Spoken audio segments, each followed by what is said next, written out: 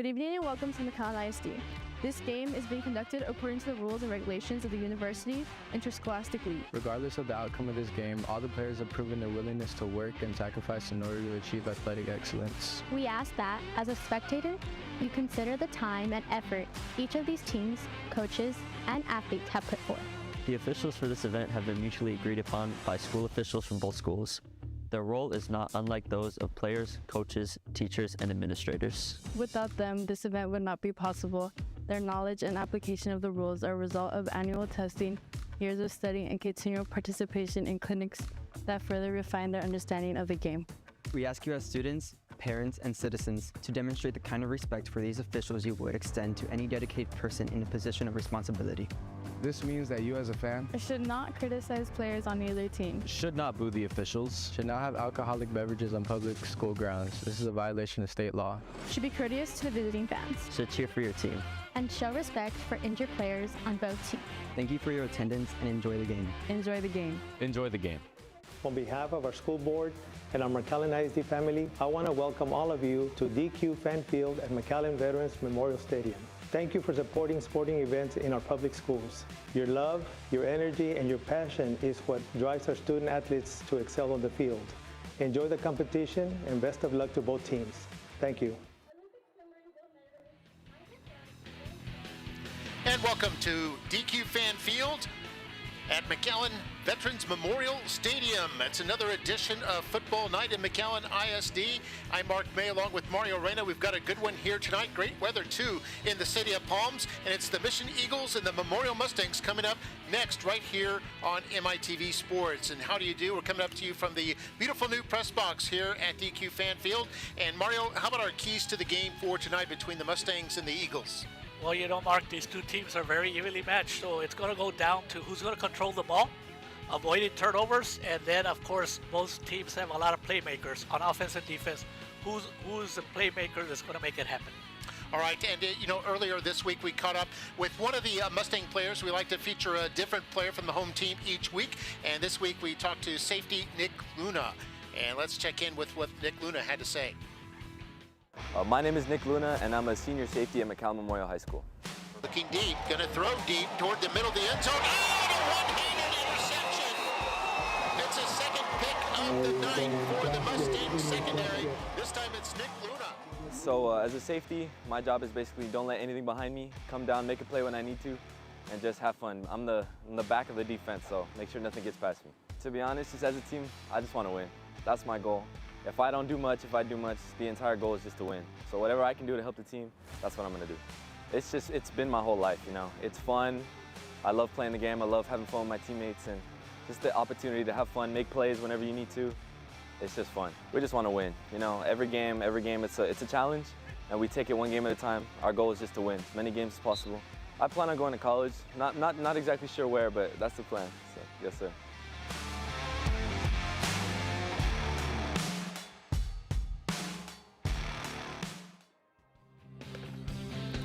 And we're back here, and of course, how about our players to watch for tonight? As fans are getting ready and getting excited, and one of our players to watch, starting with the visiting team from the Mission Eagles, Diego Salinas, quarterback from a school that has always had excellent quarterbacks. You think of Coy Detmer, you think of Lupe Rodriguez, and how about Diego Salinas, over 700 yards passing with 7 touchdowns passes to his credit so far through this young season. Then for the Mustangs, they always have a bevy of running backs, and for the Mustangs, no different than Jaden Solis, who's averaging over 8 yards a carry, has 3 touchdowns, closing in on 300 yards rushing. That leads the team at 269, and he'll be in the backfield tonight for the Memorial Mustangs. But it's kind of a different look for the Mustangs, isn't it, Mario? We've seen more. By the way, tonight's homecoming night. We're going to crown a king and a queen a little bit later on. But the Mustangs have a more balanced attack as of late, haven't they? And we're used to the Mustang team that likes to pound the ball. They still do that, but now with quarterback Cade Coy, who's got a great arm, he comes in here with almost 500 yards. They can surprise you if the defense falls asleep Kane Coy can make it happen. Yep, and Kane Coy starting at quarterback tonight, along with Braxton Spates, who's only a sophomore in the backfield at fullback, and Solis, we mentioned. Gavin McIntyre is the tight end. Hugo Rodriguez and Michael Alanis are the wide receivers. Alanis, the leading receiver on the team. Offensive line has one senior, Rene Gomez, then four juniors, and Damian Lopez, Gus Escandon, Ezekiel Osuna, and Sean Reyes. Then looking at the defense, they have a three-man front. Eric Guajardo and Corbin Disca are on the ends. Jason Escobar in the middle. Linebackers, four-man front. Adrian Garza, Nico Lara, Dalton Keller, and Aiden Stauffer. Then at the secondary, we've got Noah Ocañas and Daniel Cardenas on the corners. Nick Luna, Rick Riena are the safeties. Time now for our Veteran of the Week. You see all the players right there lining up. We're going to be honoring the Veteran of the Week here in just a moment. It's Mr. Rogelio De Leon, one of the staff members at the school, McAllen Memorial High School. He's the ROTC instructor. There's our color guard getting ready to come out. You can see they're affiliated with the U.S. Marine Corps.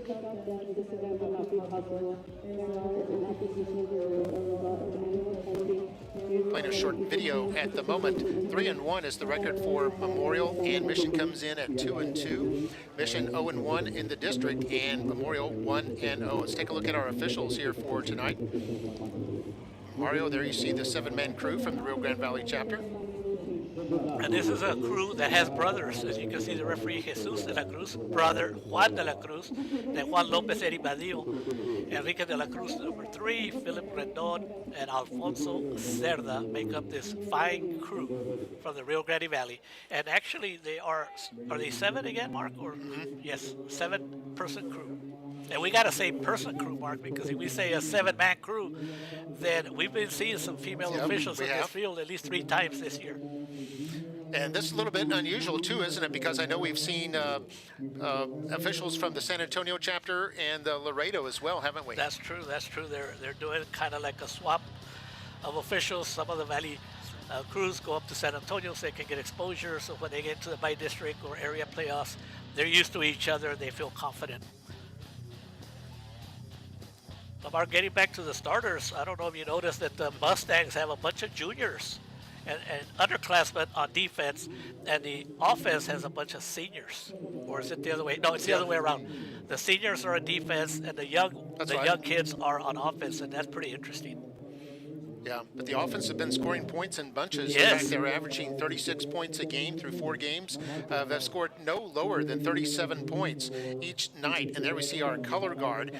On the right rifle is Cadet Captain Estela Guajardo. The left rifle is First Lieutenant Timothy Gonzalez. Then carrying the U.S. flag is Second Lieutenant Marcus Bartlett. And carrying the Marine Corps flag, Cadet Sergeant Carlos Caceres. We're about ready for our national anthem, which will be performed by members of the Memorial High School Choir.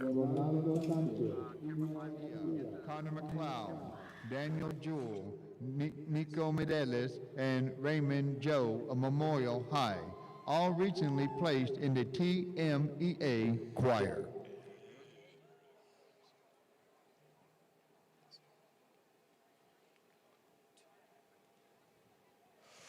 Oh, say can you see by the dawn's early light what so proudly we hailed at the twilight's last gleaming, whose broad stripes and bright stars through the perilous fight o'er the ramparts we watched were so gallantly streaming, and the rocket's red glare, the bombs bursting in air,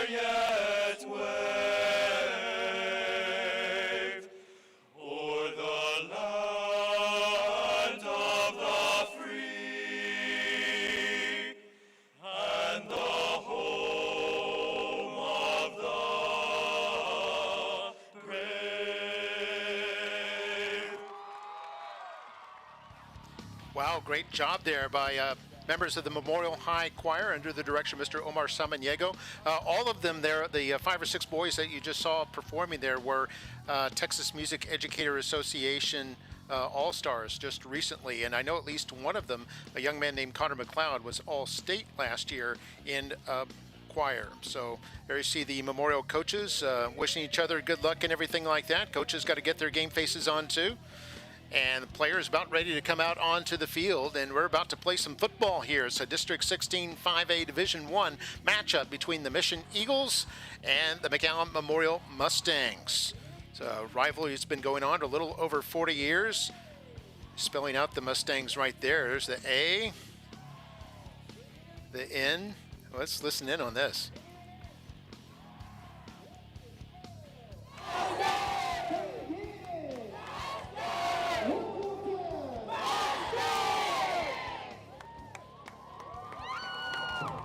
Champion have been state champions twice before under Coach Pete Ramirez.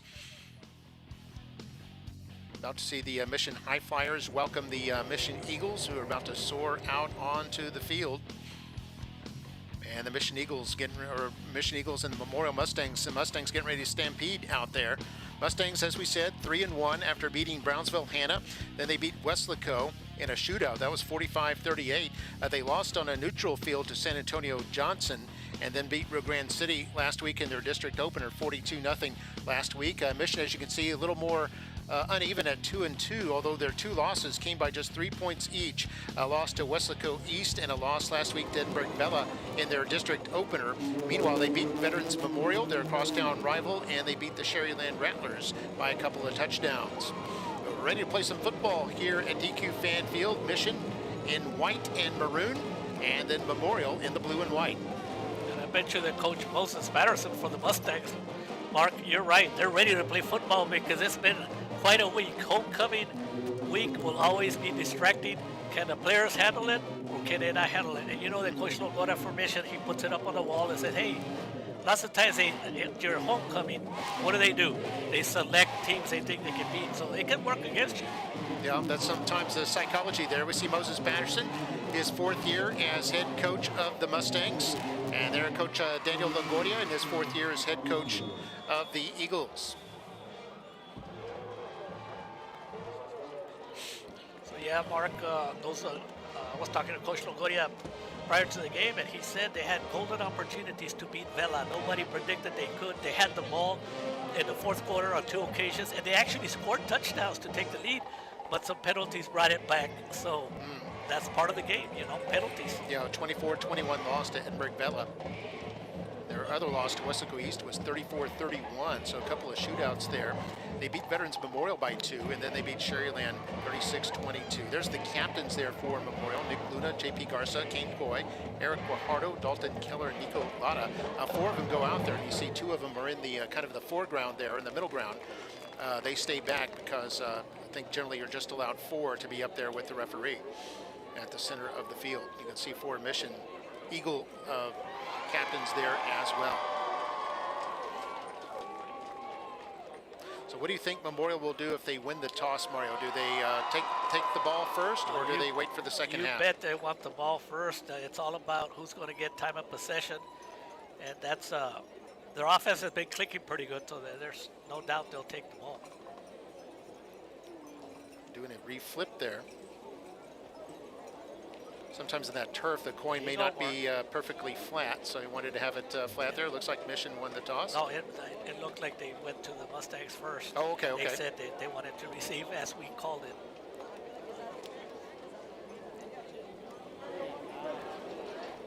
You're absolutely right. Elected to receive. Mission will defend the south end zone. Mission's going to defend the south end zone. That's the one to your right as you look at the screen right now. Now we're about ready to play some football. And you know, you speak of a big week, Mario. Not only was it homecoming, but it's also, I think, a middle school night. They have the middle school players and cheerleaders will be out there as well. They also had earlier, they had Channel 4, KVEO, CBS 4, and NBC 23 had their newscast out here. So they had their whole news crew out here on the south end of the field. They had their sports anchors out here and everything like that, as this was their game of the week. And indeed, it's a pretty good matchup between these two long rivals, goes back 40 years. And you've got a district game now between a couple of 5A powers, the Mission Eagles and the Memorial Mustangs. Mark, it's early in district play, we know that, but this game, because of how the district looks, the winner of this game could end up in the playoffs, even though this game is this early in the season.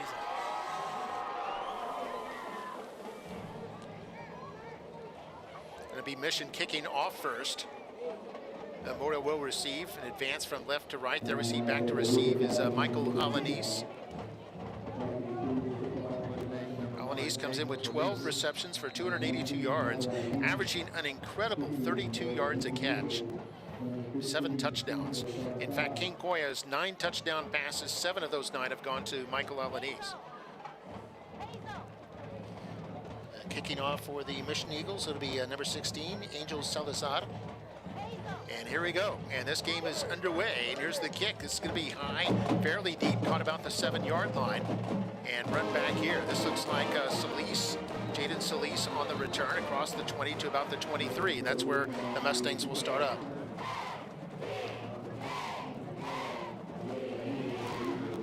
So Mark, since I know this Mustangs so well, I'm just going to predict and see how my night's going to go, but I'm going to say the first play is, let's see what we can show you on offense. It's just going to be a handoff right up the middle. Right up the middle, see what they can do. Who knows?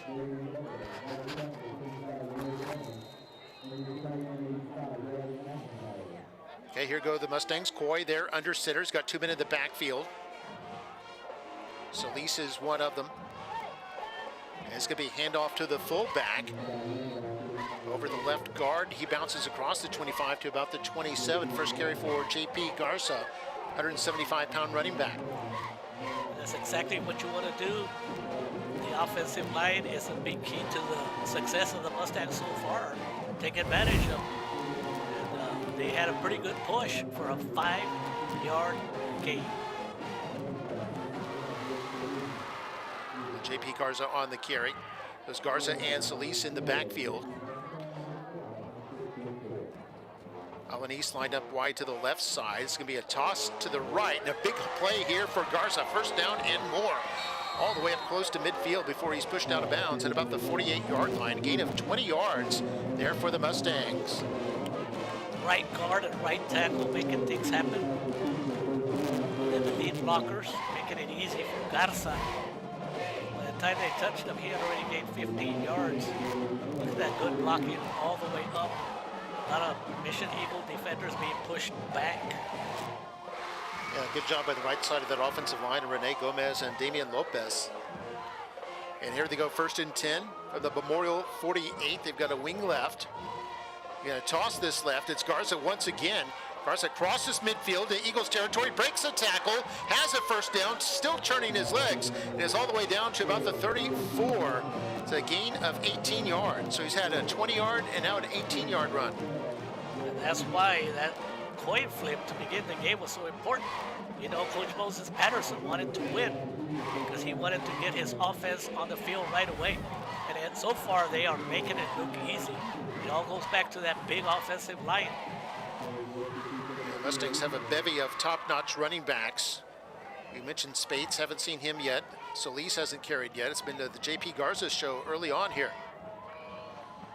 First down at the Mission 34. Handoff. Here's Solis. Solis trying to bounce outside. It's going to be wrapped up around the legs and brought down. Tackle on the play there by Mission's Jonathan Cater, linebacker. And so far on every offensive play, Mark, you see that big offensive line pushing the Eagle defensive line 1 or 2 yards back. So that's where the Eagles are going to have to make some kind of adjustments. Gain of 2 on the play.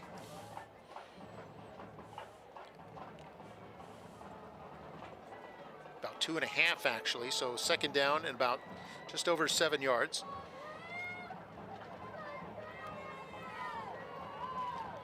Fake handoff. Coy wants to keep this one, and he does. Still going at the 20, crosses inside at the 10, and how about that? A touchdown for the Mustangs. And Mustangs draw first blood here in the first quarter and lead 6-0. And besides having a good arm, Coy Kane, what a read. They gave him the opportunity to throw a pass, but Coy, being the smart quarterback that he is, he saw a big opening up the middle. And once he gained momentum, he showed that he has some pretty good moves. That's the new Mustang offense. They have a quarterback that can pass, and he can also run. His first rushing touchdown of the season. Go with his 9 touchdown passes. Here's the extra point try. And the try is up and good. And the Mustangs lead it 7-0 here with 9:43 to play in quarter number 1. Here's another look at that 32-yard touchdown run by Kane Coy. He had the opportunity to throw the ball, but he saw a big wide open field, and he would have got a first down, and then all of a sudden he's all open. Look at those good moves. He broke at least 2 tackles downfield. His 3rd touchdown rushing of the season. And the Mustangs lead it 7-0. We'll be back with more Football Night in McAllen ISD. In South Texas, we know family is everything. That's why at South Texas Health System Clinics, we focus on providing exceptional care for generations of patients. Our family practices offer a wide range of services for every member of your family, from infants to seniors. Our experienced physicians take the time to listen and provide personalized care, ensuring the health and well-being of your family for years to come. At South Texas Health System Clinics, we're dedicated to keeping families healthy and happy. We're here for you every step of the way. And we're back, 7-0 Mustangs, and the sky showing a beautiful orange pinkish glow there through the atmosphere. Now back to the game. Here's the Mission Eagles running this up, trying to get all the way to the outside, dropped the ball at the last moment, but managed to recover, and they'll be starting at their own 32-yard line. Good open field tackle right there by number 8, the junior 150-pounder.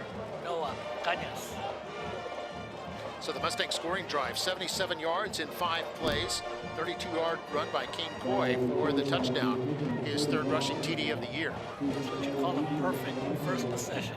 Everything clicked. Yeah, the Mustangs had nothing but positive yardage on every play, including a couple of 20-yard bursts by J.P. Garza. See the Mustang cheerleaders. We mentioned this was homecoming, so we've got the classes of 2015, 2005, 1995, and 1985 all out here tonight. Wish them a happy homecoming. I don't know if you remember this guy, number 33. Thomas Aparicio. He's a heck of a running back, number 33. And here's a play action, long pass on first down is incomplete from Diego Salinas. Was trying to hit Christopher Kirk. And goes incomplete, but it was a fake to the man you mentioned, Aparicio, that helped set that up for Mission. Yes, sir. He's going to get a lot of attention. Aparicio coming into this game has had a lot of success so far on a run game. So he's a threat every single time he touches the ball. He's very dangerous. You can see Kirk did have some room there, unable to run underneath it. Here goes 2nd down and 10. Another play action fake there. There's a short pass, and this is going to be enough for a first down for the Mission Eagles. It's a short pass and then run by James Delgado, and the Eagles will move the chains. They're not afraid to put the ball up in the air. But coming into this game, Aparicio came in with 79 carries, 410 yards, averages 136 yards per game. So he's a major threat, but right now they're using him as a decoy. Tackle on the play by the Mustang linebacker, Nico Lada. Here on first down for the Eagles, trying to run this outside left. And that's Aparicio with his first carry. Mustangs defense that well and held him to a short gain. Very good job by the linebackers for the Mustangs. You can't let Aparicio get going. Once he does that, it's going to spell trouble. You see the Mustangs right there. Yeah, see the first attempt was Nick Luna, then eventually pushed out of bounds by Daniel Cardenas. here they go on 2nd down and 8. Quarterback Salinas steps up in the pocket, hits his man, got a 1st down and more before he's bounced out of bounds inside Mustang territory at the 35-yard line. And that's what makes quarterback Salinas such a dangerous quarterback. Diego Salinas, Mark, he had the opportunity to run right there, but he saw an open receiver, number 10, Yandel Barrera. Good play by quarterback Salinas. Yeah, 20-yard play there for a 1st down at the Mustang 35. Oh, and a high snap here over Salinas' head. Gets away from him, has to dive on it. He did recover it, but he's going to lose yardage all the way back to the 48. A loss of 13 on the play. And those are the plays that hurt a team, as we always know. I want to tell everyone that Salinas came into this game 39 of 68, 750 yards. So the senior, very capable of having a lot of production. Defense, Mark. Yeah, they had a penalty, 5-yard penalty of offside against the Mustangs. That cost them, because there was a bad snap that had cost Mission apparently 13 yards. It ends up being a penalty against the Mustangs. Takes it out. So on the records, it goes as a 5-yard penalty, but really it's an 18-yard momentum swing. Here's another penalty.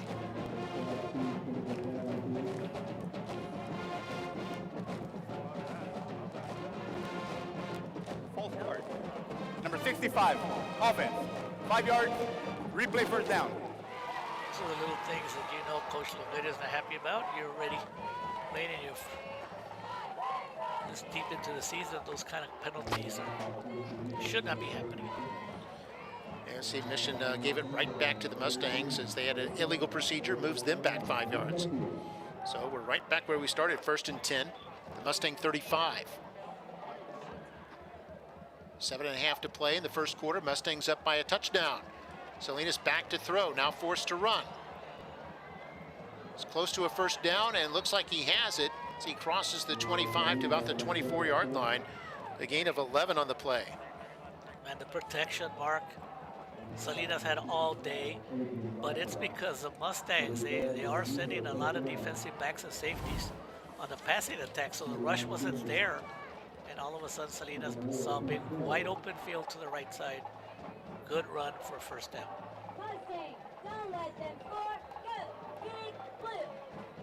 So 1st and 10, they hand off Aparicio. Aparicio nowhere to go. He's going to be wrapped up. Nico Lara on top of him is also pushed down by Dalton Keller. The 2 inside linebackers converging on him there, and it's actually going to be a loss of a yard. What can you say about number 42 for the Mustangs? He continues to have an excellent year. Nico Lara. Lara's not around, and Keller will always be around every offensive possession. Here's Salinas back to throw. It's going to be incomplete. Looks like it was intended for Kirk. And that'll bring up 3rd down and 11 now.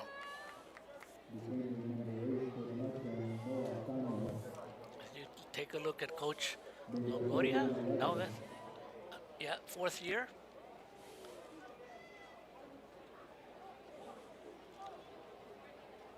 He's one of the nicest coaches. Most of the coaches around are always real nice. Gives you time to talk to him and just get a perspective on the game. They haven't thrown the ball to number 17, Cital, who's the leading receiver. Yeah, here's Aparicio out of the backfield on 3rd and 11. Gets up to about the 24, is going to be way short of the 1st down by about 10 yards. And we'll see what they decide to do here. I think they'll go for it, Mark. And here's a big deal. I mean, we talked about the keys to the game, giving Aparicio an opportunity to make things happen. But so far, the Mustang defense, as you take a look at 3 defenders that were all in on the tackle. So definitely a passing down. Be careful with number 17, Cital. There's kind of this area where you're probably out of field goal range for a high school kicker, but it's too close to punt it, so they're going to go for this. Middle screen, Here they hit Aparicio across the 20, down close to the 15-yard line. He's going to be short, however. He needed the 14. Ended up about 2 yards shy. It'll be a turnover on downs, and the Mustangs will take over. And you know what, Mark? Give credit to both. That call was pretty good. Almost came up with a first down, but the Mustang defenders were ready for it. Another play where you have several Mustangs in an attack led by number 8, Noah Ocañas.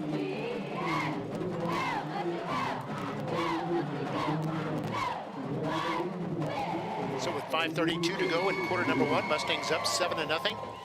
They'll take over after the defense holds serve there on the Eagles' first possession. Eagles had the ball for a while there, had the ball for over 4 minutes, but end up turning it over on downs. Mustangs with 2 tight end formation. And they're going to toss this left to Garza. Garza, a little spin move, has room up the middle before he's upended. Not before he picked up a first down, however. Garza's had 3 consecutive runs for first downs here, going back to the last possession. That was a nice little spin move, Mark. He called it right there, and just having confidence in his offensive line. On the tackle, number 26, Jonathan Kadar. Okay.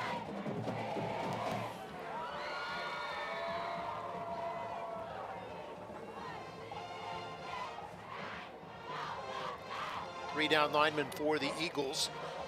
Going to hand this off. And not much room there for Solis. Gets back to the line of scrimmage and bring up second down. For the first time, the Eagle defensive line had a push on the left side. It's all about the battle in the trenches, and I think we're going to have a timeout, Mark. The players going off the field. Have an official's timeout. Let's give credit to number 54. You try that name, Mark. 54 for the Mission Eagles. Ooh, Alessandro Garfiaz, it looks like. Hey, pretty good. Yeah, haven't seen that name before. Handoff straight ahead. Big hole there, or it looks like Garza on the carry. It was Garza. There is a flag down right at the end of the play, however. We'll see what that's about. The Mustangs are working back, but I don't know. We'll see what Mr. De La Cruz has to say. You can see that he was talking to someone. He's not talking to himself. At the end of the run, personal foul, face mask, 48, defense, 15 yards end of the run, automatic, first down. Oh, it's a big penalty there. Big one, hurting themselves. I mean, it's already a difficult time, and that's the horse collar, face mask, and everything else. But I was talking about the official that he looked like he was talking to himself, but they have microphones out there, Mark, and they communicate with each other.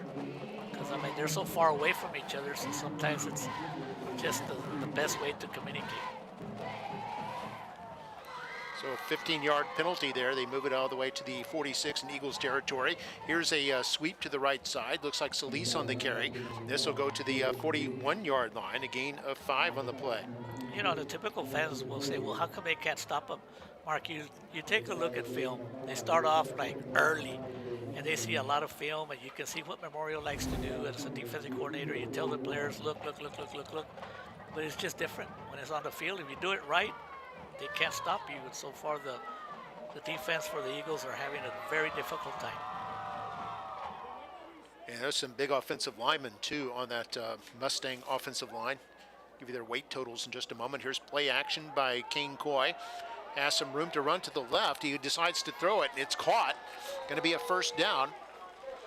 That's a catch, second catch of the year for Hugo Rodriguez. Came in with 1 reception. This made his second. That's going to move the chains. And Mark, once again, Kane Coy right there. He had an opportunity to run if he wanted to. Probably might have gotten the first down, but he did the right thing. He passed to his good friend, Hugo Rodriguez. And I don't know if you remember both of those kids in the baseball playoffs, Mark. Hugo Rodriguez was a pitcher, and Kane Coy was a center fielder. Well, the Eagles may have jumped offside. A flag is down, handoff. Garza running left near the first down marker, and we'll see what the flag is about. Penalty flag on the field. Mustangs over 100 yards rushing already. What a combo, Mark. Two running backs, J.P. Garza, It's homecoming here at Jada McAllen Solis. Memorial. The thing is, Mark, when you're mixing it up, We'd like to recognize two different the running backs, class of they won't get as tired into the fourth quarter. If you're in the stands, class of 1985, please stand up and be recognized. Offside. Defense, number 54. Penalty decline. Second down. Mustangs decline the penalty, take the run, which went all the way to the 20, gain of 8. And it'll be second down and 2. This is almost a free down, isn't it? Absolutely. But the way they're running, unless Coach Tivo Gonzalez, offensive coordinator, wants to put it in the air as a surprise, but I think he's going to run it. So second down and 2. Coy barking out the signals, gives it to Garza. Garza first down. Turns his way up to about the 15-yard line, and they'll move the chains once more after a 5-yard pickup. Another sign how this entire offensive unit, Mark, they like to block. I don't know, we'll see it in the replay, but the blocking up front is there, but even the receivers and the tight ends are down there knocking down defensive backs. I mean, the culture has been set there for the Mustangs for a long time, and the tradition is there. Yeah, 3 of the 5 offensive linemen weigh over 300 pounds. Ozuna's at 300, Reyes at 330, and Gomez at 325. Handoff, this is Solis trying to bounce it outside, slices in at the 5 and knocked down at about the 2-yard line. Saving the touchdown for the Eagles was Jeremy Alaman, a linebacker. It looked like it was all but certain that Solis would charge into the end zone, but look at this run here by Solis. It's not fair. I bet you that's what the defenders for the Mission Eagles, they know, they respect that big offense, but they have no idea how big they are until they're actually hitting each other. Got a timeout called by the officials on the field. 7-0 Mustangs with 1:38 to go here in quarter number 1. Mustangs with a first and goal at the 1-yard line. Mustangs with 8 first downs here in this first quarter.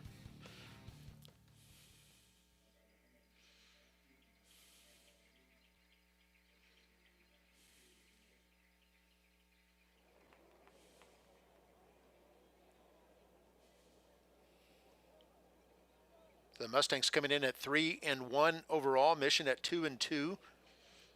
This is the second game in district play, District 16 5A Division 1 between these two teams. The districts were reconfigured this past year, so Mission and Memorial were not in the same district last year, but now they are. Will be for next year as well.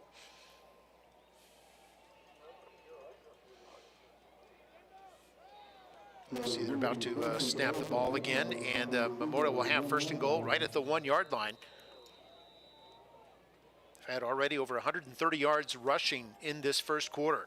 Will they go with a quarterback keeper or both running backs having a lot of success? They got an unbalanced line to the left. It looks like they might run it left, and they do. Call, Mark. Handoff and a touchdown. J.P. Garza goes in for the score. And the Mustangs increase their lead to 13-0. That blocking has been incredible, Mark.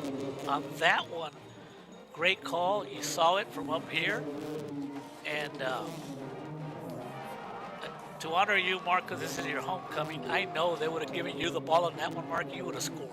For sure. Even me? For sure, Mark. I probably would have tripped over my shoelace or something. No. It's the extra point try. Good snap and hold. Kick is up and away. And it is good. And the Mustangs lead it by a score of 14-0 with 1:19 to go here in quarter number 1. Mustangs with 2 possessions and 2 touchdowns to show for it. We're going to keep it here for the smile cam. And plenty of things for the Mustangs to smile about as you see Garza went in for the score.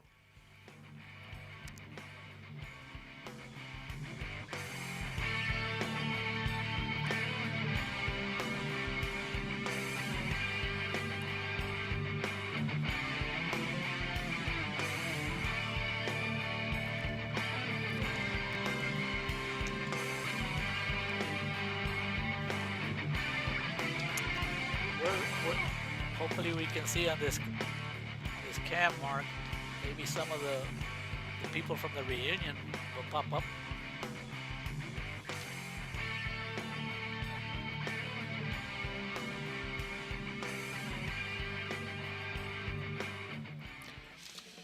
All right, JP Garza with the touchdown. Kane Coy had the first touchdown, and the Mustangs lead it by a score of 14-0 here late first quarter.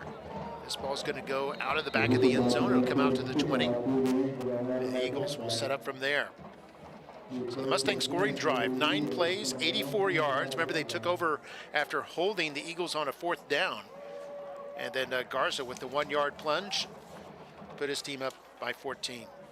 I was talking to Coach Patterson before the game, and he was telling me that it was so important for the Mustangs to have long drives, keep the ball, and keep the ball away. He was very complimentary of number 33, Aparicio. But that's what he talked about. And Coach Longoria said, you know, we know they're going to run. Can we stop them? So far, no. We got another flag down. It's usually against the offense, judging by where that flag is. Ball start. Number 72, offense. 5 yards, replay first down. And if you take a look at the Mission scores, you know, where they won and even when they lost, they have scored more than 23 points in every game. So we know they are very capable of scoring. And right now would be a good opportunity. Who do we see there, Mark? Anybody from your Yeah, see some of the people in matching T-shirts, usually indicative of some of the past classes. And here's a long pass, left side, intended for Kirk. Oh, just off the fingertips. Kirk not quite able to bring that in. It'll bring up 2nd down and 15. We know Kirk is a very dangerous receiver. In previous years where he played here, he had great games, great hands. You know, he reminds me of, in terms of his build, is remember Jamar Taylor? Oh, yeah. Going back to the 90s. Jamar Taylor later ended up playing a bit for the New York Giants in the NFL. One of the top receivers in the history of Mission, which has had a bevy of top receivers. Remember Nati Valdez and those guys. Frank Lopez. Here's another pass. It goes for a 1st down. So because of the success of several of the passes, Mark, that's going to help the running game. So expect Aparicio. So far, the Mustangs have done an excellent job of containing him, but I don't know if they can do it the whole night. He is that dangerous. 16 yards and a 1st down. Jared Castro with the catch, by the way. And here's Salinas, wants to throw deep right side. He's got a man there. Oh, couldn't quite bring it in. Very close to a reception there. And that was Castro, again, the target. This shows you the arm that Diego Salinas has. That was an excellent pass. I'd like to send a shout out to a Mission fan. How about that? Teresa Navarro and her sister, Patty. Big time sports official, isn't she? Oh, she? yeah. I mean, she likes the Mission Eagles, and also the parents. They live in Mission, and they're very supportive of Mission athletics. Another penalty, Mark. And Mission's had a couple of false starts already. This might be a 3rd. And anytime you have the official on the sideline where the Eagles are making the call, that means it's probably a penalty because they're going to question you. False start. Number 7 on the offense. 5 yards, replay 2nd down. Thank you, Mr. De La Cruz. Rio Grande Valley chapter, football chapter, representing the Texas Association of Sports Officials.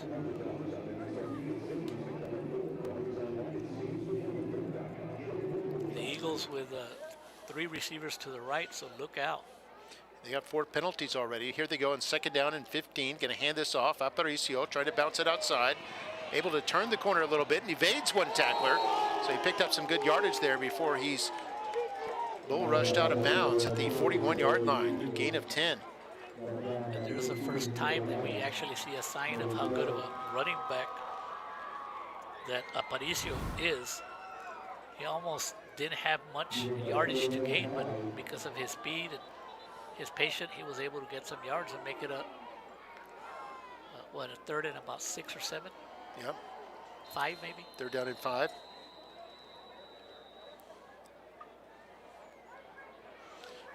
I think they may have called timeout here. Mustangs. The Mustangs using a timeout here with just 3 seconds left in the first period. We're going to take a quick break. So with the score, Mustangs 14, Eagles nothing. You're watching Football Night in McAllen ISD.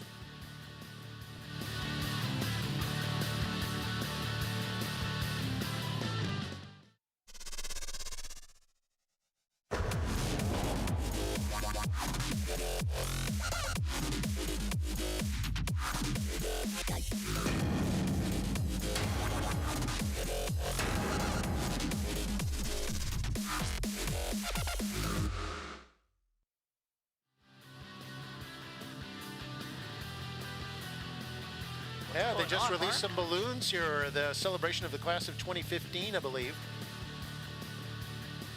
They released some balloons there, as you can see them out going into the night sky. This beautiful night for football, by the way, had a bit of a cool front. I won't say a cold front, but a cool front that brought the temperatures down into the upper 70s here just yesterday. 3 seconds left in quarter number 1. This will be the last play of the first quarter. Salinas back to throw. Over the middle, and this is caught.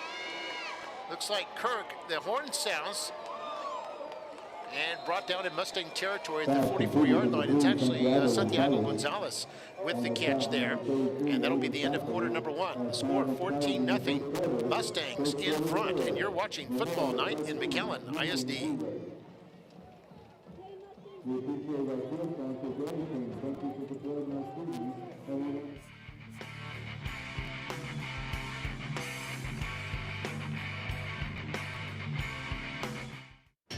Why choose Lone Star National Bank for your business? Because no other bank does more to support local businesses. In fact, we are the #1 lender in the Valley to small businesses. We put money to work here in our community. That helps our local businesses grow, creating more jobs and more opportunities for all of us. Working together. Together. We do what the little banks can't and the big banks won't. Lone Star National Bank, the Valley's bank. And welcome back. 14-0 our score in favor of the Mustangs, but the Eagles on the march.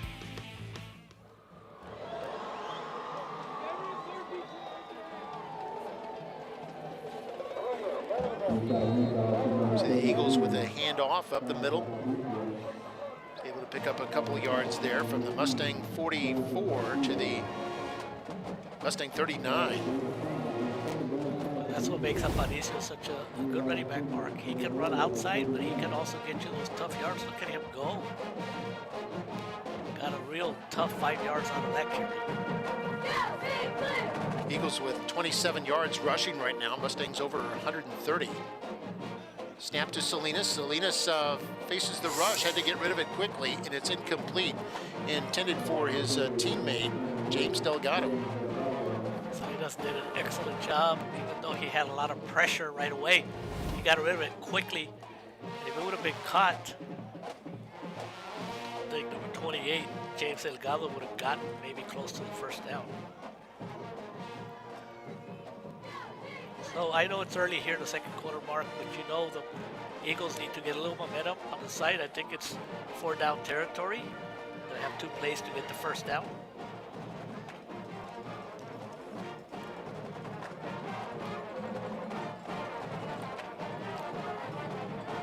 See the Mustang cheerleaders. Back to throw, Salinas, and now he's going to be wrapped up and sacked. How about that? The Mustangs get the sack. Yeah, Jason Escobar was in there along with his teammate, Eric Guajardo. Both on the defensive line. Was just about to get ready to take off, Mark, and because of that loss, I don't think Coach Longoria will take it's 4th and 10. He's going to have a punt. Yeah, see Escobar there, number 90, coming in. Also, Eric Guajardo, number 9, celebrating. 5-yard loss, so it brings up 4th and 10, and they'll punt for the first time.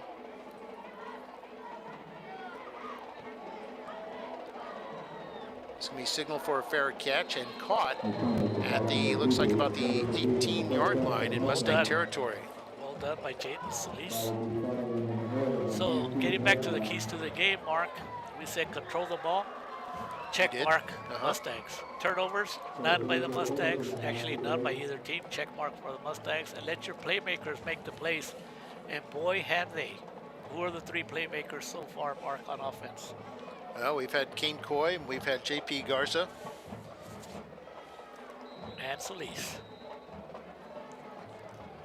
Oh, yeah, Jaden Solis, yes. But we might as well make the entire offensive line the playmakers because they're making it happen. So Mustangs, 1st and 10. They're actually going to be spotted at the 19-yard line. Run this outside. That's Garza. Gets unable to turn the corner. Was brought down by number 20, looked like Richard Acevedo. As it says, in this last possession, the Mustangs, they, well, actually the Eagles defense were on the sideline. I'm sure all the defensive coach spoke to them, you know, that they needed to get it going as Andrew Verreal made the last tackle. So this is where they made the adjustments on how to stop that big, powerful offensive line. 2nd down, 9. One receiver split wide left, one wide right. They hand this off tackle to the right, and pick up about 3 there. J.P. Garza again on that carry, picks up 3 yards and bring up 3rd down. A little misdirection, trying to get the defenders to overcommit. It's actually Solis on the carry. 24, that is Christopher Avila for the Eagles, linebacker. So 3rd down now for the Mustangs. It's the first time they faced 3rd down. Got a 3rd and 5 here. 3-step drop for Coy, throwing this, and incomplete. Was trying to hit Alanis, who was well covered by Alexis Alvarado.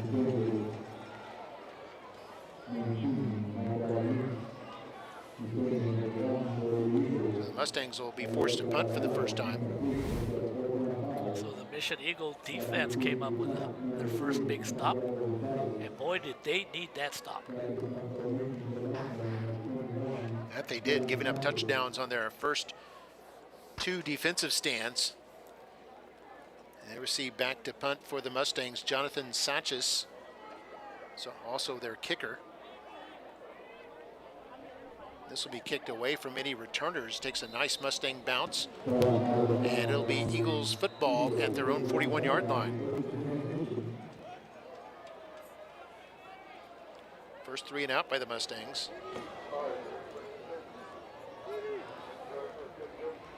9:07 to go here in the first half.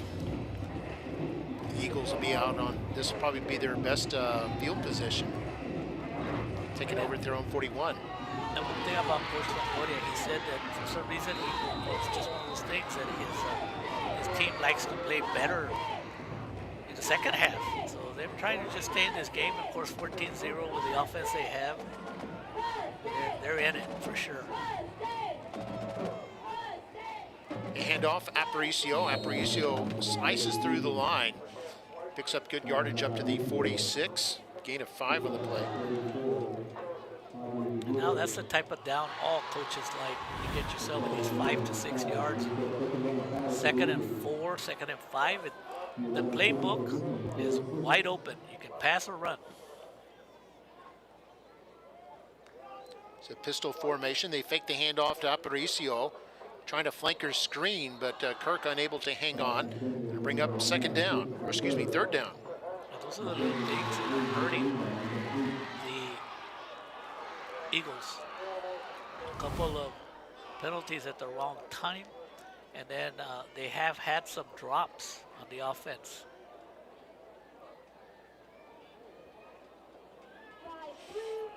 Eagles 1 for 3 on 3rd down. Salinas wants to throw, going deep, right side, and this appears to be caught. Great catch there by Castro.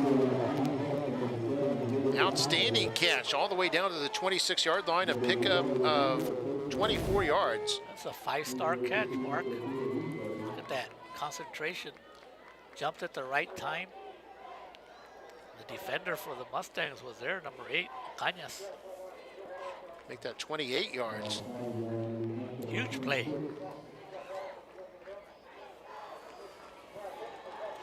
All the way to the Mustang 26. Now Salinas looking deep left, being chased. He's going to let this go toward the end zone. It's tipped up in the air and incomplete. A Mustang got a piece of it. Then an Eagle receiver got a piece of it, and it fell down incomplete. That would have been a spectacular catch. First of all, Salinas did a good job of scrambling, Mark. It's hard to throw when you're running against your throwing motion. Actually hit Kirk in the face mask after it was tipped by a Mustang defender. It was that last tip there at the last second. Not that ball would have been completed for a touchdown. I think it was Nico Latta. Yeah, Kirk was definitely open. Would have caught that. I think it was Nico Latta who was giving chase on the quarterback Salinas a moment ago.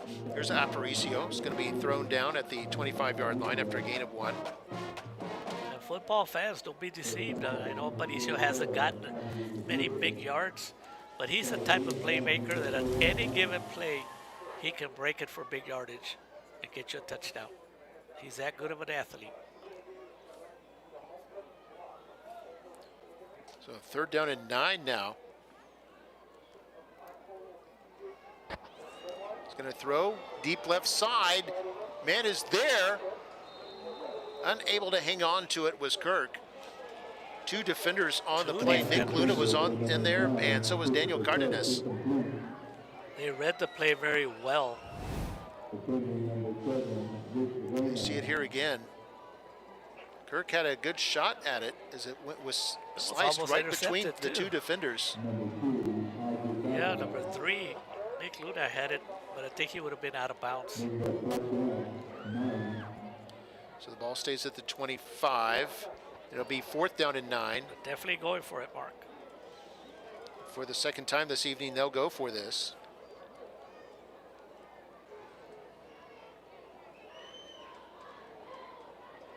Salinas wants to throw. And this is caught at about the 14-yard line. Now, if they say he made the catch and one of the officials says yes, then it's a 1st down, and it is. Castro making his 2nd brilliant catch on this drive. If fans are not happy, we'll take a look at it. Oh, boy. Yep. Looked like the Eagles may have caught a break there. This is high school football, Mark. Yeah, you hear a big groan from the crowd because they saw it up on the Jumbotron. Check it out. This is good officiating, Mark. They talked to each other, and they corrected the play. They've changed the call? Yes. So they changed the call on the field. That's excellent officiating, Mark, because there's no replay. You got to get it right. Maybe they saw the replay on the screen, Mark. Yep. Well, there are 2 different officials in the area. One of them signaled catch, the other one did not. And then those 2 conferred. And correct. And that's what makes a good crew, Mark. Yep. You know, 4 eyes are better than 2. But I'm really impressed by that. So for the 2nd time this evening, Eagles turn it over on downs. 7:14 to go in the first half. Mustangs taking over at their own 25-yard line. Run it to J.P. Garza. That's all about adjustments, Mark. The defensive coordinator for the Eagles making adjustments because now it doesn't seem as easy as it was in the first half. So congratulations to first assistant defensive coordinator Mark Gonzalez. We know that the Mustangs were getting big yardage, 8-10 yards almost every possession. So they did have a stop the last time. If they can get back-to-back stops and give the ball back, the Eagles will have plenty of time to see if they can get some points. At 6.5 to play in the first half. 14-0, Mustangs in front. Coy with play action, being chased. Able to get rid of this one, and incomplete, was trying to hit Alanis down the sideline. It's going to bring up 3rd down. That's a big play, Mark, because first of all, no yards were gained. As you take a look at the replay with Kane, he had a lot of pressure, and that's what forced him to throw it. Even if it would have been caught, it was caught, but it was out of bounds. But Mark, that also stopped the clock. And Mission does have 3 timeouts. If they get a stop here, there'll be plenty of time for the Eagles. So 3rd down and 6 here for the Mustangs.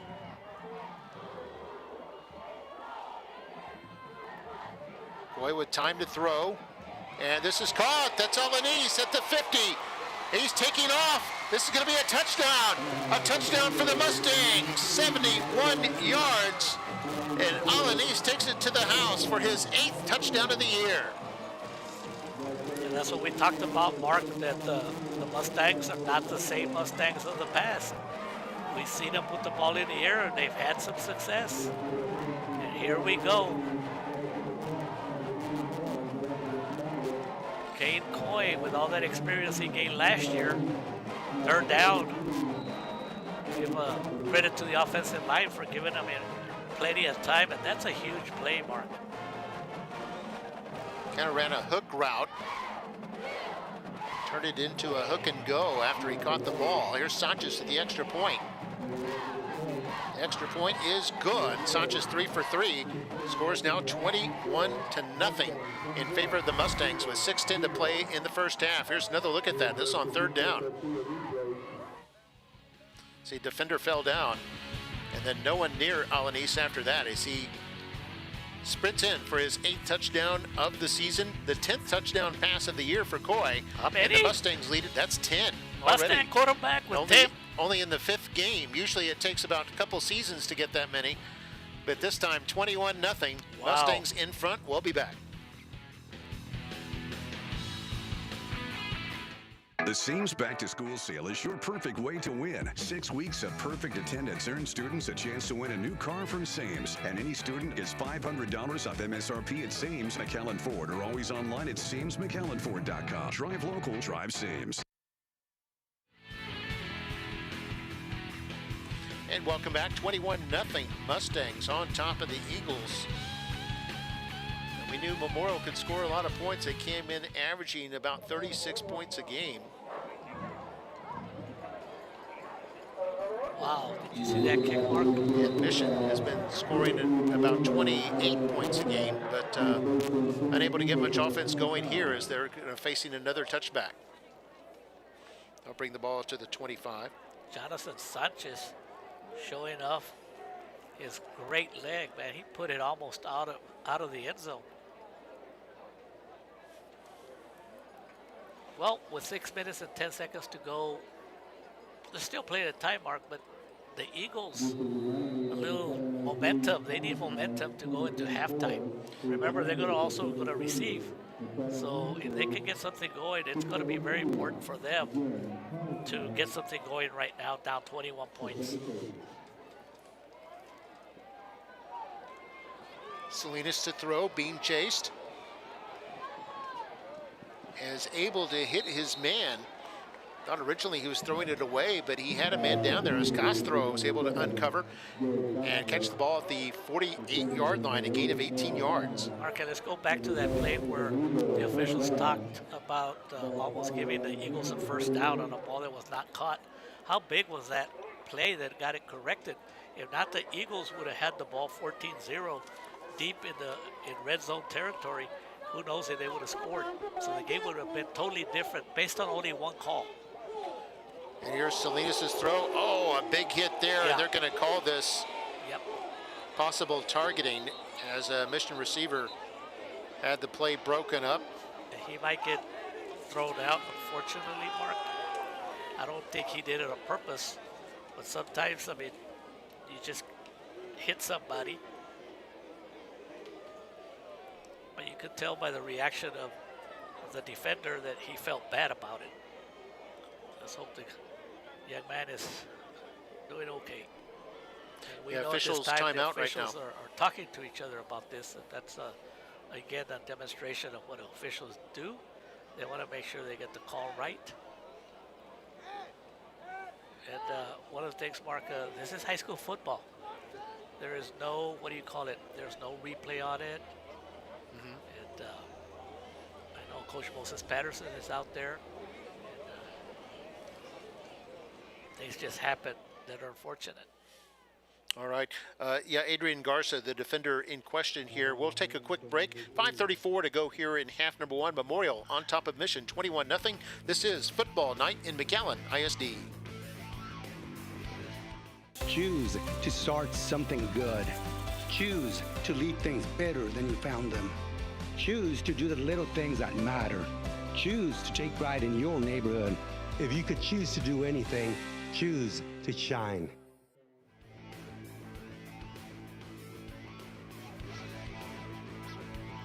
And we're back here in the mid-second quarter. Mustangs on top 21-0 over Mission. Fight against childhood cancer.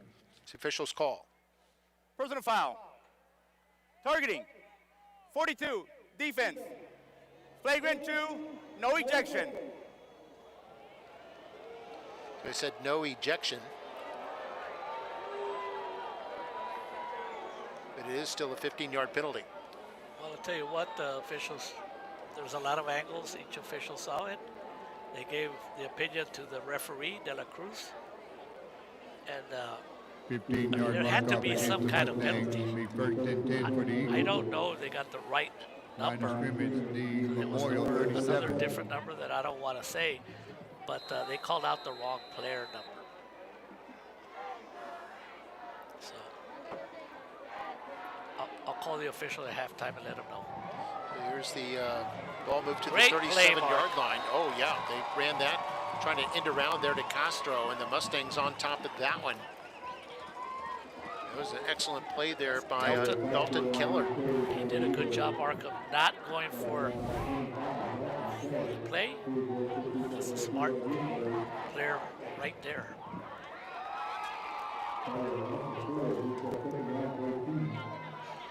He's excited, and he should be.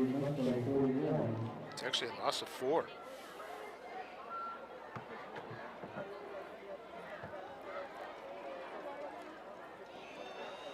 Long pass, left side.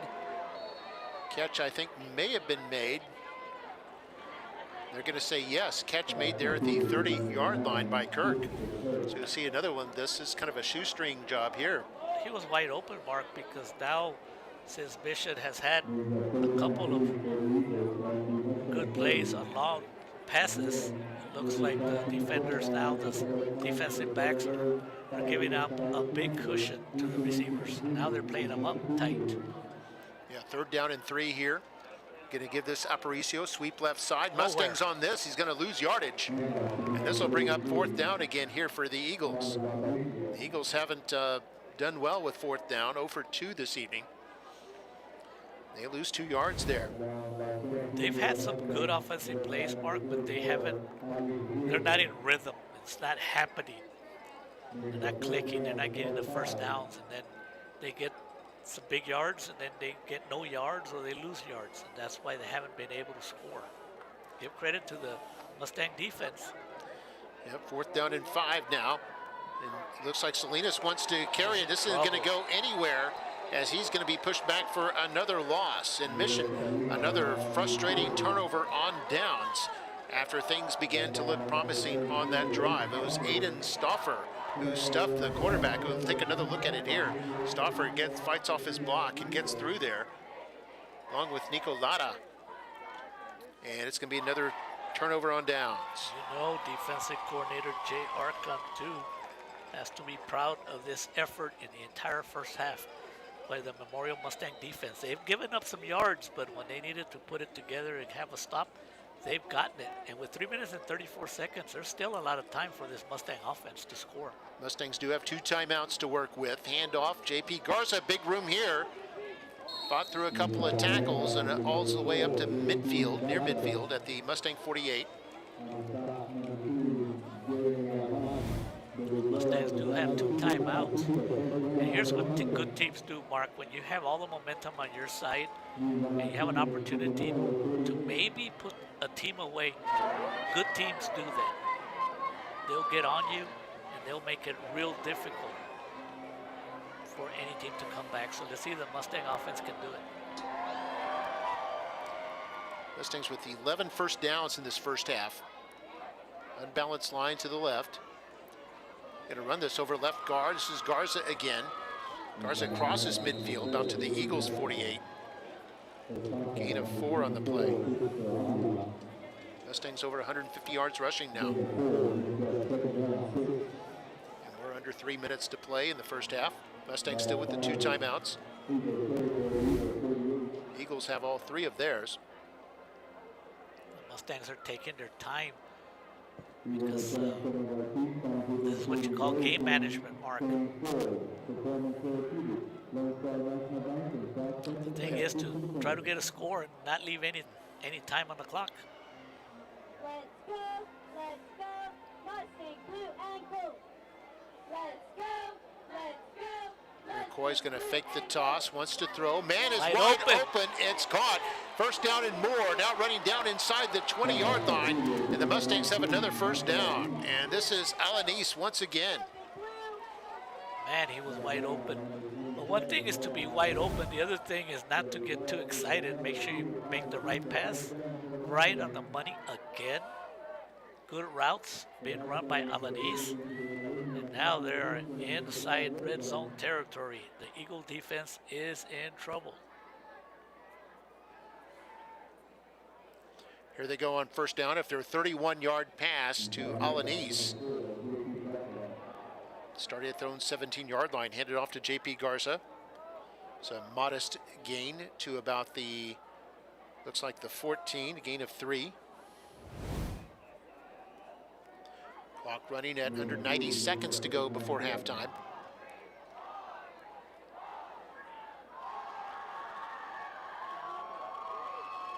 Alanis will line up wide to the right side, split backfield. Going to toss this to the left side. That's Garza. Garza breaks a tackle at the 5, is near the goal line.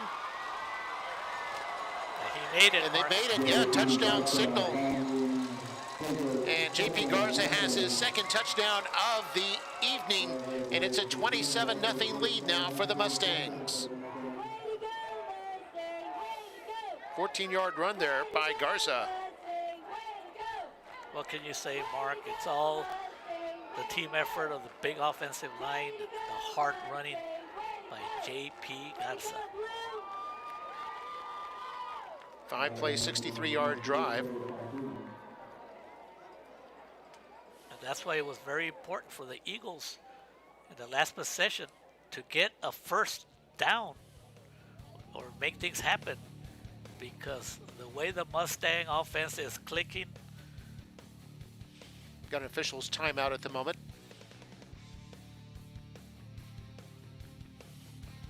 Take another look at this touchdown, meanwhile, by Garza.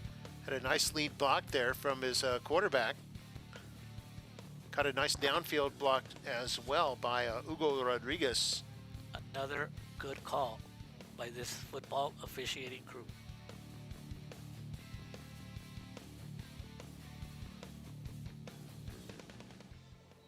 The 27-0 our score. You saw Garza's reaction on his second TD of the evening.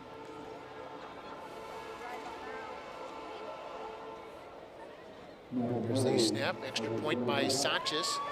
Plenty of leg, and it's good. The score now 28-0 in favor of the Mustangs with 1:02 to play before halftime. We're going to have the fan cam now.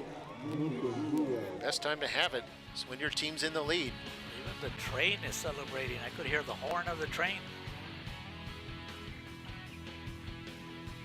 Pretty nice crowd, Mark. So will you be participating in some activities, Mark? Homecoming, since you're a graduate. So. What Yeah, year gotta did you do it. graduate from? That was the 85 class. 85 group. Hey, look at that. Oh, she's having a big time. That's what you call school spirit right there, Mark. All the classes here celebrating. It's always good to go back and see your fellow classmates after you don't see each other. I thought I saw Ruben Magayan there. He used to run. He was a runner, and now he's a volleyball official. There's Santa Claus. Yeah, taking some Nice. time off. That's a pretty nice beard right there, Mark. Santa's got the busy season coming up in a couple months. See one of your graduates, that guy right there? Who's Santa Claus? Oh. Having fun, that's what it's all about. I think I was a freshman when Santa graduated. Look at this leg, Mark, all the way almost to the end of the end zone. And that's you know, that's special team plays right there. Guarantees nobody gets a touchdown out of that.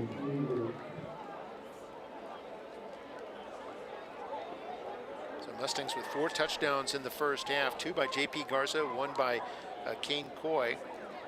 And won by Jaden Alanis on a pass from Coy. I bet you a lot of when they see this. Yeah, there you go. Jonathan Sanchez living in fine night with Mark. I mean, can you imagine being a defensive coordinator in the future games against the Mustangs? What do you do to stop them? Not much you can do is the Mustangs, or excuse me, the Eagles start off their 25 and pass this off to Castro. And if you give up a completion, you might as well let the offensive player, the receiver, know who you are, and that's Rick. No, that was Noah Cañas with a hard hit. Yeah, 7-yard pickup. Pass over the middle, intended for Castro, a little too high for him. Coverage on the play by Rick Reyna.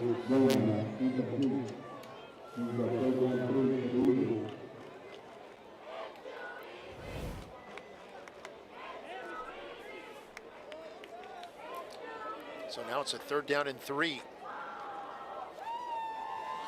Eagles 2 for 6 on 3rd down this evening. There's a lateral over to the left side. That looks like Aparicio. Aparicio able to run and pick up the 1st down.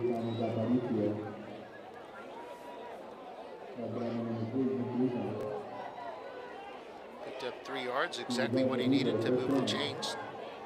18 seconds and counting. Wants to throw the left side. It's caught by Kirk. The Eagles are going to call a timeout. They are with 5 seconds to go, Mark. Right now, the Mustang defense is in a prevent. Defense, they're willing to give up the yards, but not the big play. They're only rushing like 2 or 3 rushers. Eagles at just 21 yards rushing, but they have 146 yards passing and far more successful going through the air. Mustangs are the opposite, kind of 173 yards on the ground, 115 through the air. 71 of those 115 coming on one play.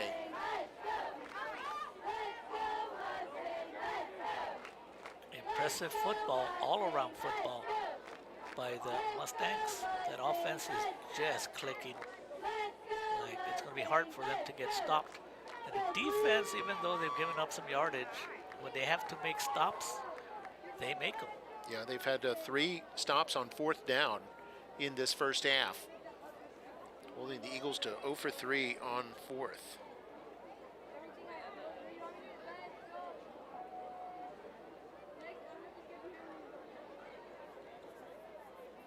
So coming up at halftime, we'll have the Mission Eagles performing. Also, we'll have the homecoming court, if you will, and the homecoming king and queen announced.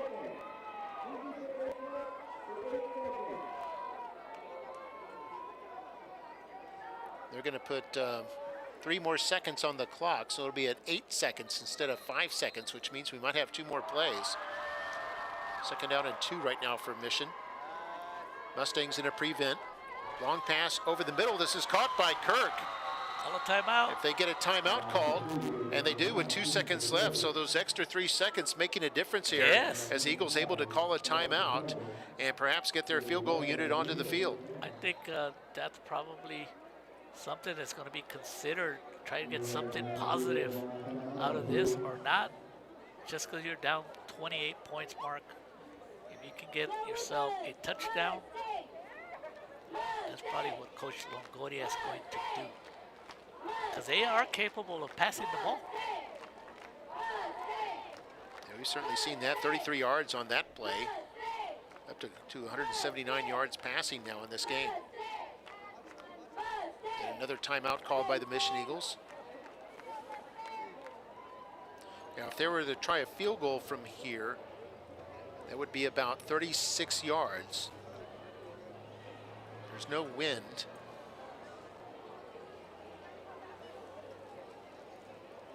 Well, we talked about how were the Mustang football kids going to do in handling all this homecoming festivities that come with homecoming.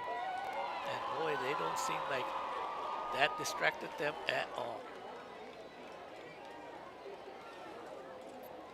They're trying to get the 7 points or the 8 points is what Coach Longoria is trying to do here.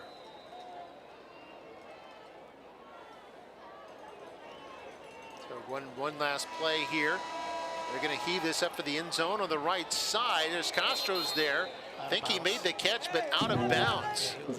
Terrific catch by Castro, but out of bounds, and we are at halftime. 28-0 the score.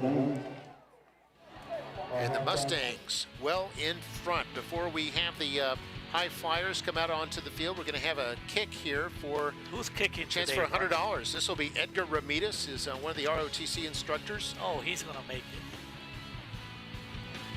Look at him, he's waving at everyone. That's how confident he is.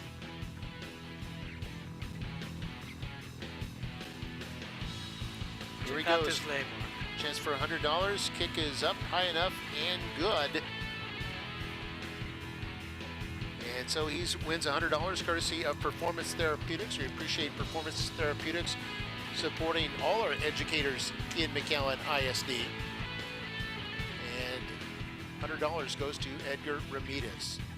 So congratulations to him. All right, now we'll have the halftime festivities. Also, the homecoming king and queen will be announced. And we'll see you on the other side for the second half. Our halftime score, 28-0 in favor of the Mustangs.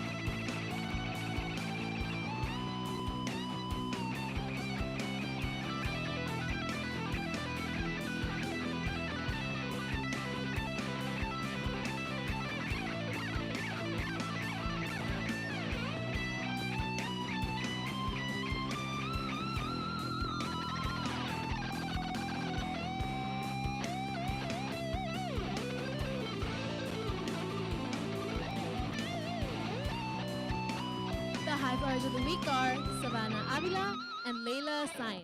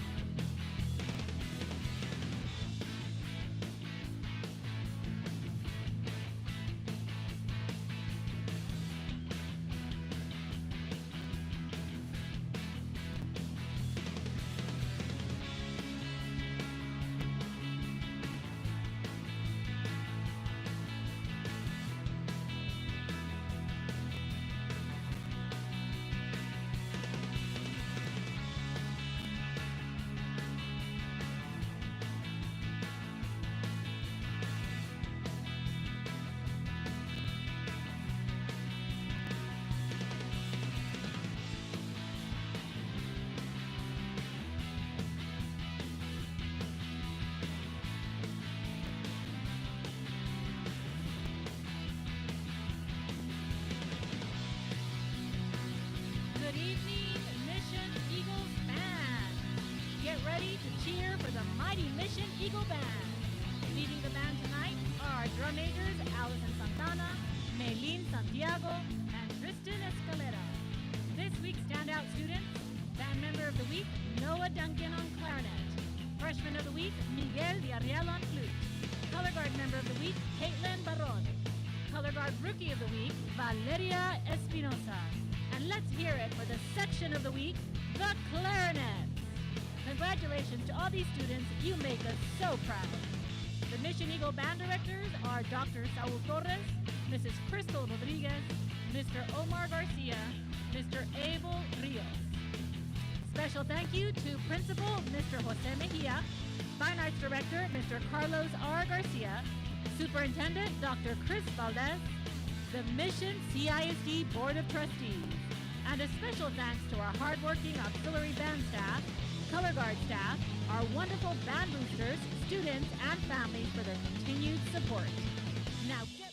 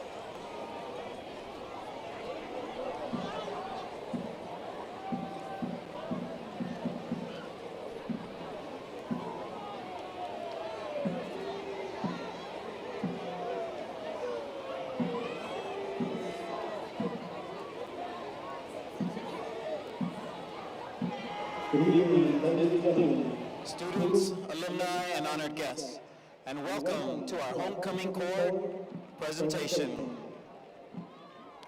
Homecoming is more than just an event. It is a time-honored tradition that brings us back to where our journey began, filled with learning, friendships, and unforgettable memories. This event tonight symbolizes the very heart and soul of our school. It's not just about a game, a parade, or a dance. It's about rekindling the flames of our school spirit and showing our unwavering support for our teams and institution.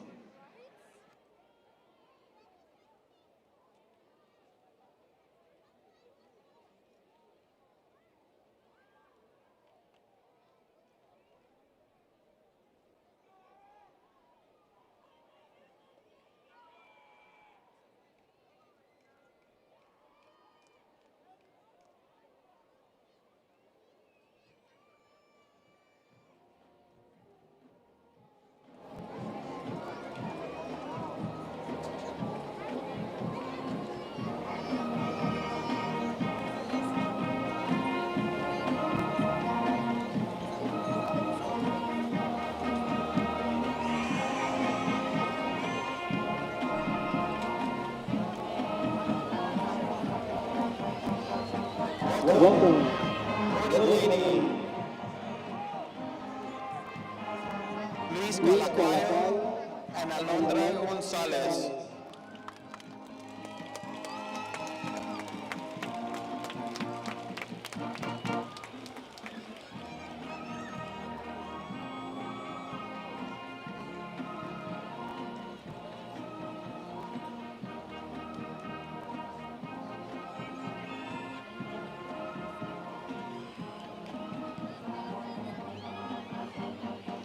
Welcome, Duke and Duchess, Angel Avena, and Lauren Lucero.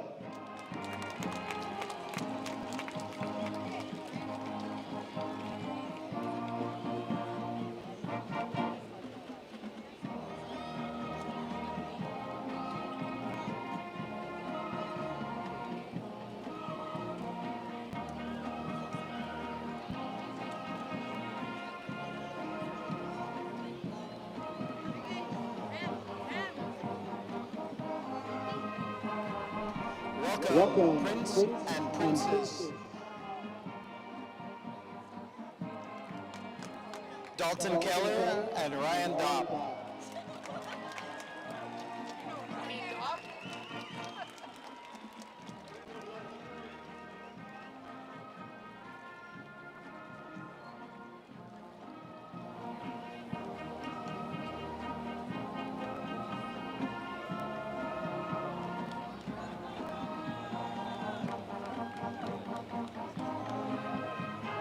Now, for our homecoming king and queen nominees.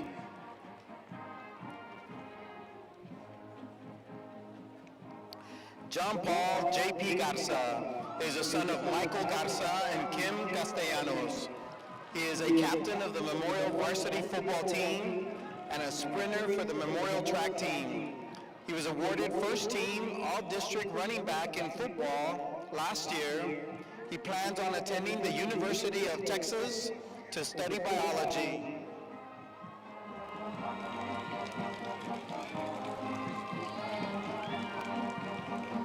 Caden Garza is the son of Daniel Garza and Michelle and Celeste Pugh.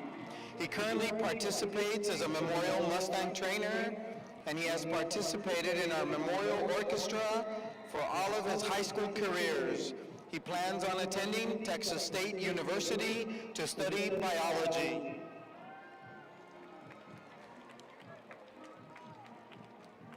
Russell Long is the son of Robert and Luce Long. He is a proud member of the Memorial National Honor Society. He has also participated in the Memorial basketball team. He plans on attending Southern Methodist University to study business administration.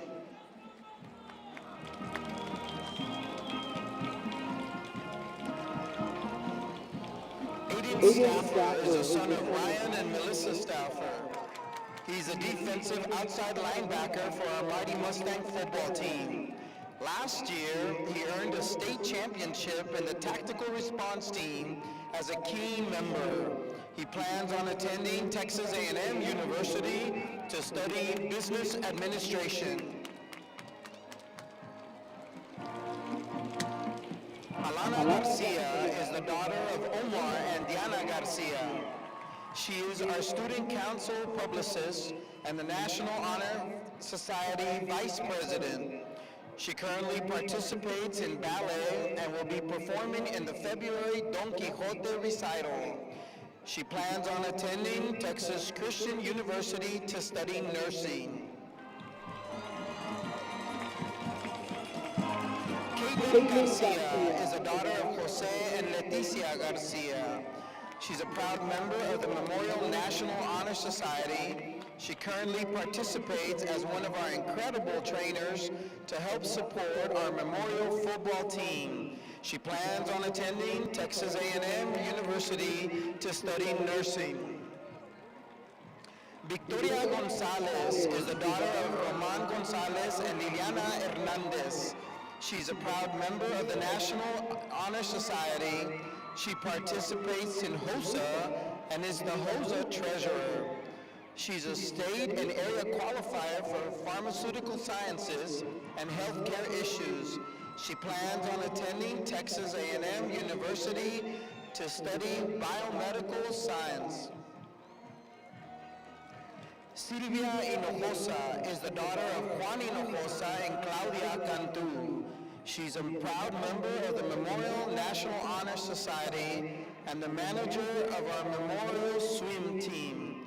She's a 3-year member of the Memorial Band and plays the trumpet. She plans on attending Baylor University or Texas A&M University to study nursing.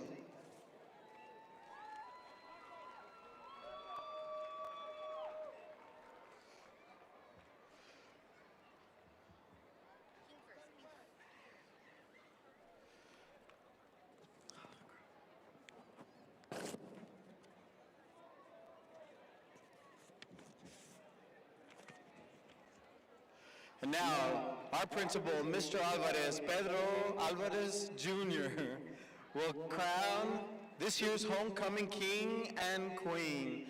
And joining him on the field is the homecoming president from the 2015 Aaron Villarreal.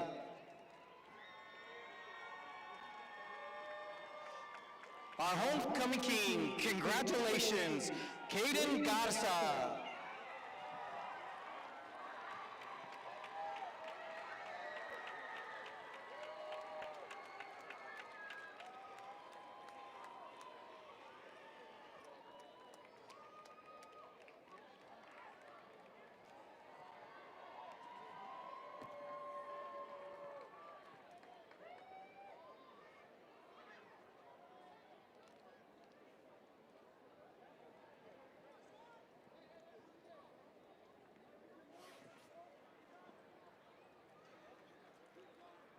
Our homecoming queen, congratulations, Silvia Hinojosa.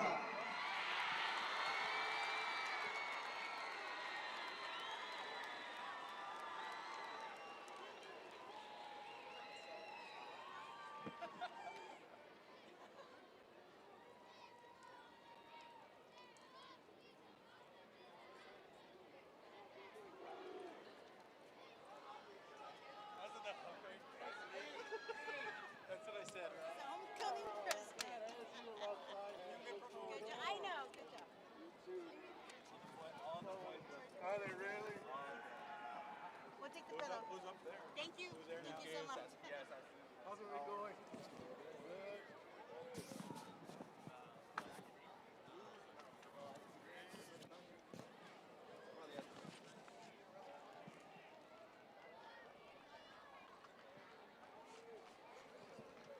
Once again, congratulations, Kada and Sylvia.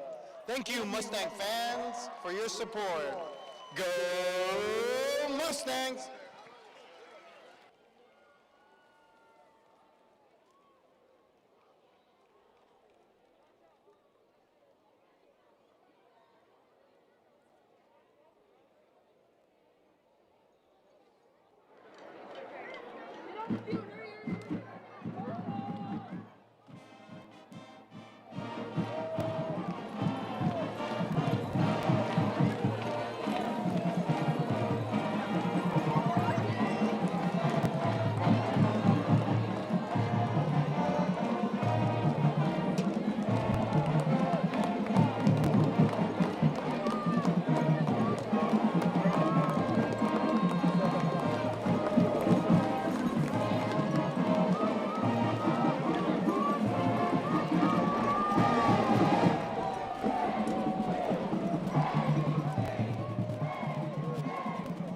All right, there you saw the crowning of our homecoming king and queen. Always a beautiful, memorable moment here at the homecoming festivities. 28-0 our scores. We're about to start the third quarter of play. You can see the Eagles run through right there. Saw the Memorial run through. We're about to see the Little Mustangs run out onto the field, and here they come. How about those Little Mustangs? There they go, the Little Mustangs. These are kids in the elementary schools that'll eventually feed into Kathy and Brown Middle School, and then of course Memorial High School. So future Mustangs here, running with glee and with passion across the field. That's the tradition to start the second half. At every Mustang home game, they also have Little Bulldogs and Little Warriors for their home games. And here come the big Mustangs. They had a big first half, 4 touchdowns. One by Coy. Coy also had a touchdown pass to Alanis, and then 2 runs by J.P. Garza.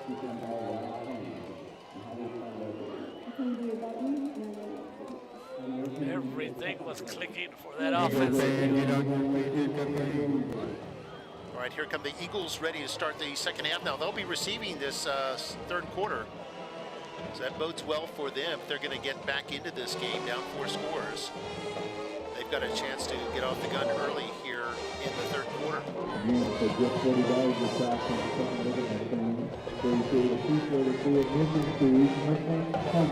Now 28 points mark. What you want to do here in the first possession is show that you're going to compete tonight. That first possession will show a lot. See if the Mission Eagles can get a little bit of momentum on their side. They've had some success in their previous games, Mark, in the second half. Been kind of like a second half team. But down 28-0. And there's one of my favorite coaches right there, Mark. I don't know if you remember the year last year when he gave what do you call it? When you come up and you congratulate a player and you jump and kind of a chest bump. Yeah, and then he just lost his balance and he just fell to the ground and it was hilarious. And you can see the wind has picked up a little bit here after it was pretty much dead that first half. So shout out to Coach Tamaz for being a good sport, because I gave him a hard time. But take a look at Coach Longoria, knowing how important it is for his team to come out and compete. Because if they can compete in the second half, it can carry over to maybe the next game if they don't win tonight. Yeah, I was looking at their scores. Their lowest score this year was 21. That was against Edinburgh Vela last week. So this is a team that can certainly score some points. We'll see if Jonathan Sanchez can put this ball in the end zone from this side of the field, going from north to south. Yeah, it's a little bit into the wind here. Santiago Gonzalez back to receive. And he is going to bring this out from about halfway in the end zone. Out to the 15 is hit, and then across the 20 to about the 21-yard line. And that's where the Eagles will start up. So total yards in the first half for Mission 200, for Memorial 288. Memorial had 173 on the ground, 115 through the air. And then for Mission, 21 yards rushing, 179 yards passing. So they were very much one-dimensional in that first half. No turnovers by either side. First downs, 13 for the Mustangs, 10 for the Eagles. Well, we know the Eagles had success in the air, and we'll see they'll try to do that. The running attack really wasn't there. At the 21-yard line, here's 1st and 10. Salinas back to throw, nobody open. Out running for his life. He's going to get rid of the football. Football doesn't make it back to the line of scrimmage. This could be an intentional grounding. It has to be. There it is. There's the flag. And this is going to be a loss of down and spot of the foul. That's not how you want to start the second half, for sure. Big negative play.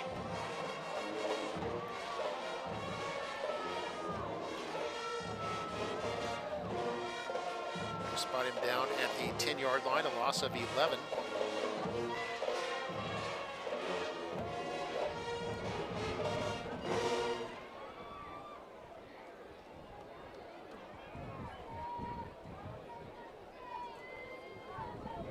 Just started here in the third quarter, 28-0 our score.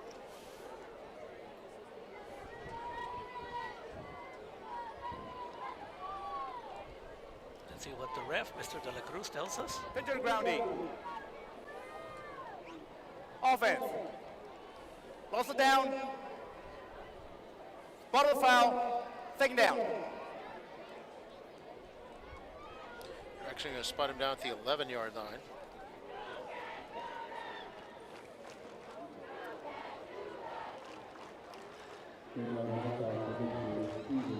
So a loss of 10 on the play, plus the down. Second down and 20. Salinas going to hand this off. Aparicio.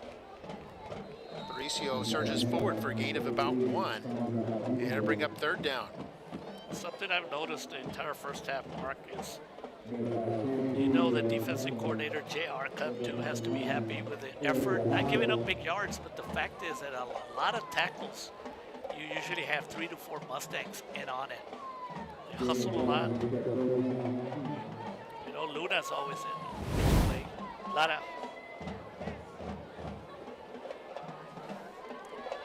See what they do here, facing a 3rd and 19. Salinas back to throw, now being chased back into the end zone, trying to get away, all the way to the near the end line. Finally unleashes one into a, oh, and this is caught. Flags are down. How about that? But that was tipped off of several players, and a Mission player ended up catching it, took off running, then got caught, but there were 2 flags in the vicinity of where the ball was thrown. That might be the big break that the Eagles needed, a freaky play. Sometimes you got to be lucky, Mark. Could that be the play? Because it was a 3rd and long, 3rd and 19. Yes. Could be a defensive penalty.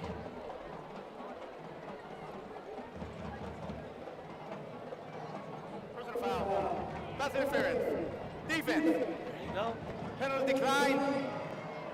Follow the play. First down. Took the result of the play, which was a catch, so it was pass interference against the Mustangs. That was declined. And a big play there, a big break there for the Mission Eagles. I give credit to Salinas. Mark, he bought a lot of time. Look how much time he bought. He was in trouble. 1, 2, 3, 4, 5, 6, 7, 8. It was almost like a Hail Mary pass. That play didn't go anywhere. Second down. Yeah, they'll still be at the Mustang 47-yard line. Second down and 10.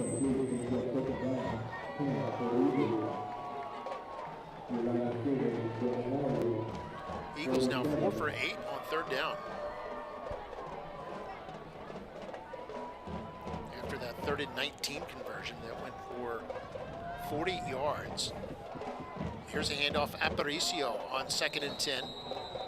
Aparicio is going to be wrapped up and brought down.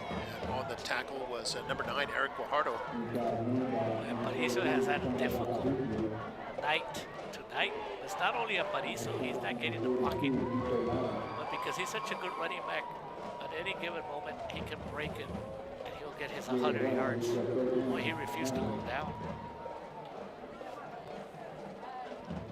So Salinas back to throw. Goes over the middle on 3rd down. This is tipped incomplete. Looks like it was tipped by Nick Luna. Salinas got lucky that that ball was not intercepted. It should have been intercepted. I'm sure if Nick Luna had another opportunity at that, I believe it was him, he would have come down with the ball.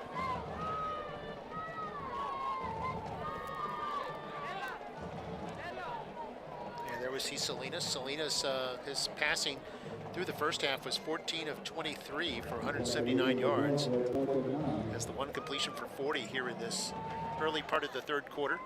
Lots of yards, but no points. And 4th down and 9, Mission will go for this. They're going to throw this, tipped up in the air and incomplete, very nearly picked off by the Mission, or excuse me, by the Memorial secondary. Nicolata, I think, was the one that tipped it. Now he's all over the field.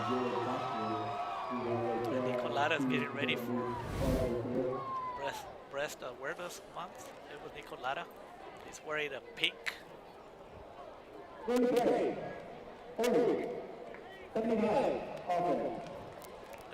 Nicoluna. Having a fine night.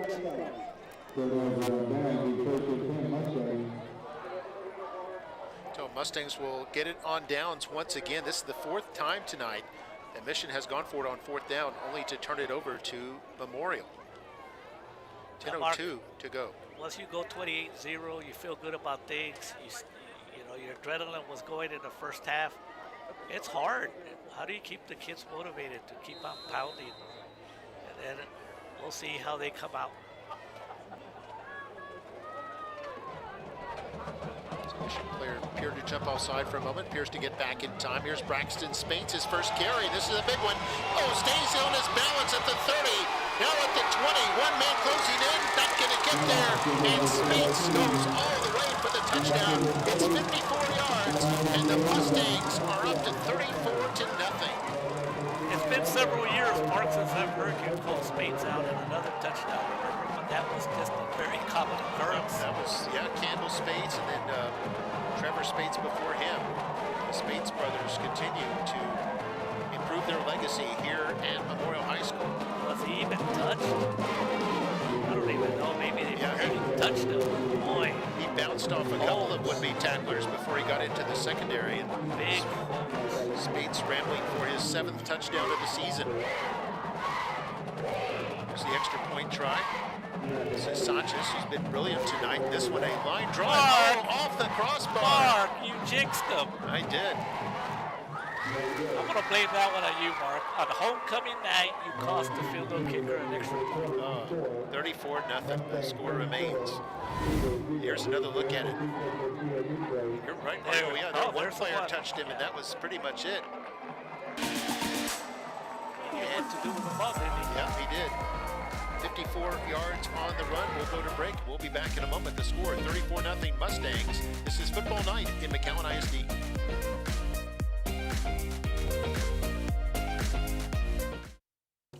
%20 more McAllen ISD students took college preparedness exams than the regional average. On those exams, we scored 20% higher on average. Last year, we took 19,000 college credits, which equates to about 1,200 semesters, or graduating college 150 times. All of these hours saving our parents $4.7 million. And to top it all off, we earned $50 million in scholarship dollars. That's a lot of Chromebooks. With numbers like these, why wouldn't you want to come to McAllen ISD? We've got the facts. Do you?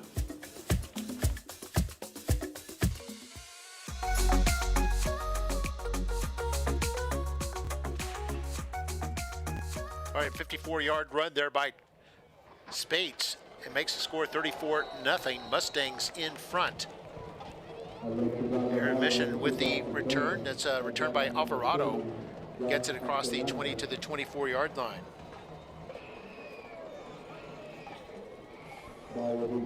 Here's another look at the touchdown. A brilliant run here by Spates for his 7th TD of the season. He's tough, man. There's no way you're going to knock him down if you don't really put all your arms around you or get help by other defenders. He's a strong runner. You see Spates there. Still a little bit winded, it appears, after that 54-yard run.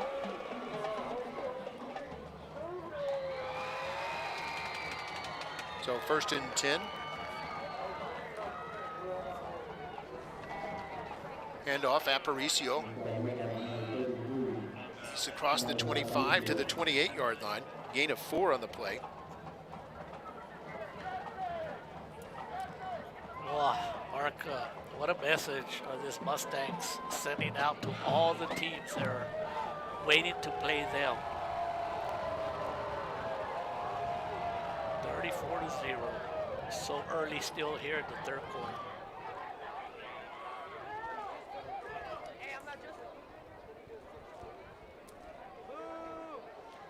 Hand off left side.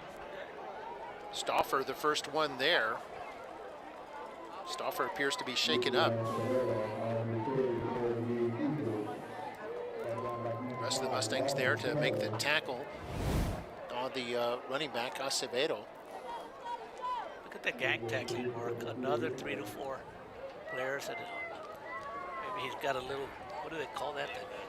Stinger? Yeah, stinger. I was just thinking that. Stauffer. Hopefully he's okay. Loss of a yard. So this will bring up third down. Long pass over the middle. Man is there, and Kirk not able to bring that one in. Couple defenders there on the play. Kirk appeared to break open at the last minute. Nick Luda on the coverage along with Noah Uganas. That's the story of the night for the Eagles. Just near misses for big plays.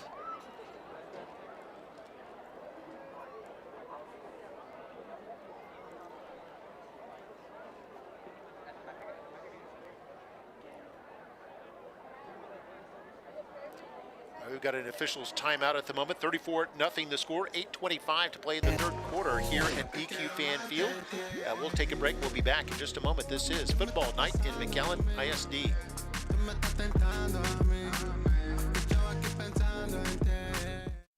In South Texas, we know family is everything. That's why at South Texas Health System Clinics, we focus on providing exceptional care for generations of patients. Our family practices offer a wide range of services for every member of your family, from infants to seniors. Our experienced physicians take the time to listen and provide personalized care, ensuring the health and well-being of your family for years to come. At South Texas Health System Clinics, we're dedicated to keeping families healthy and happy. We are here for you every step of the way.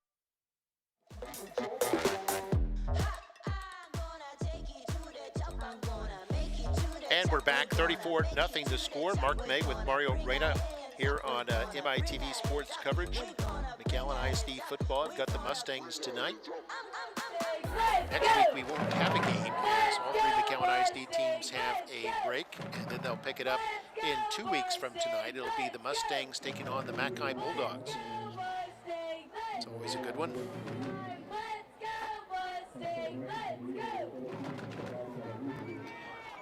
And meanwhile, with the Eagles facing a 4th and 7 after that incomplete pass, they bring out their punting unit for the second time.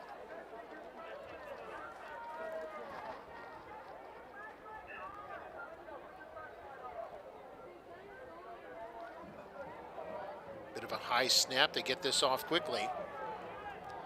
It's going to take an Eagles bounce just across into Memorial territory at about the 45-yard line. We'll see where they spot this.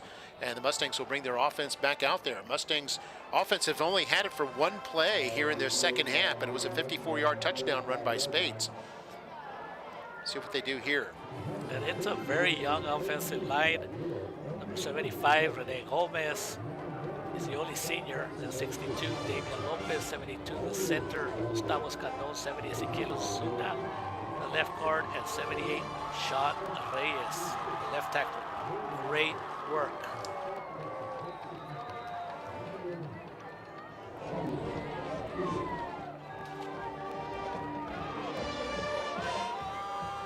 Four down lineman for the Eagles. Toss left. This is Spates again.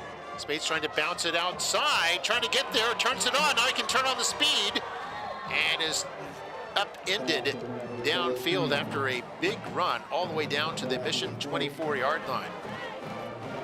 And that big offensive unit continues to shine. I also forgot to mention, because he doesn't catch a lot of passes, usually tight end, and also number 85, Gavin McIntyre.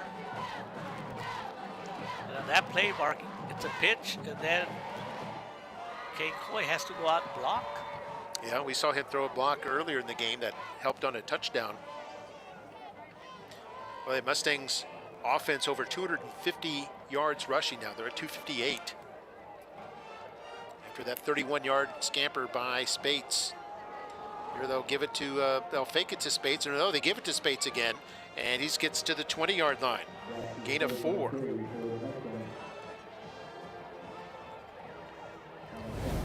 The clock will run at 7.5 minutes to play here in the third quarter.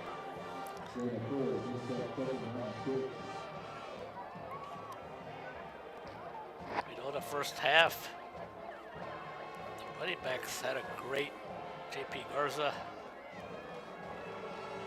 had a great production, and Jayden Solis.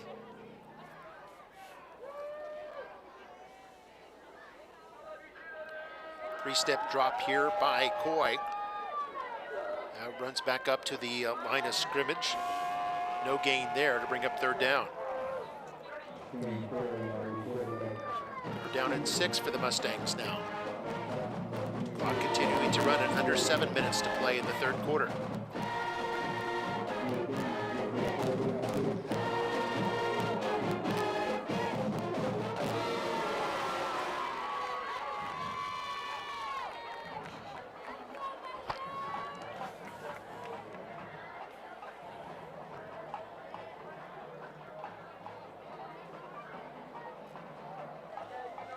Third down, they hand this off. Churning, fighting his way about to the 15-yard line. It's going to be about a yard short of the first down. That's the first carry for Anthony Silva, senior running back. And Mark, we always talk about fans out there that are listening to what we're doing here on MITV. And we've heard from people that were Alaska. You think Alaska? Colorado. And now we have somebody in Monterey. How about that? Oh, very cool. So we're international, Mark. Mexico, or, yeah, I was going to say Mexico or California. Yeah, they're good. Yeah, no. Monterey, Nuevo Leon. Somebody named Angie says that she's listening to the game.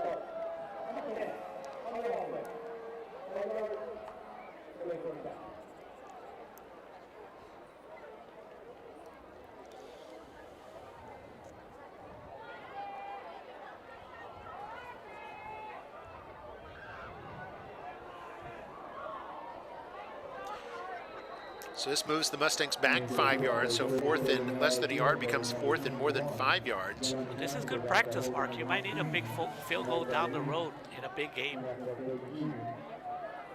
It's from 37 yards out. Long kick is long enough, and it is no good. And we're going to go to the smile cam now as Jonathan Sanchez comes up. Just a bit short there on the 37-yard attempt, and it's 34-0. The score remains with 5:20 to go in the third, and time for the smile cam.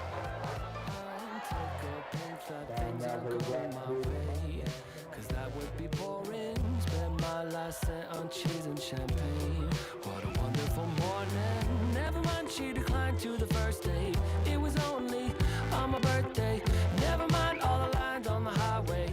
Give me time to reflect a bit, 'cause I'm just having a good day. Having a good day.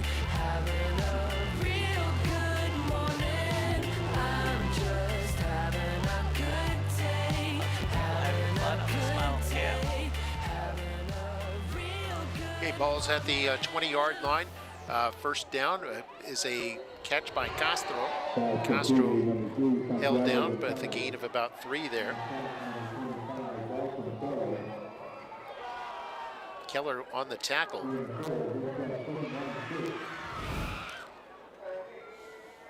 So we'll bring up second down and 6.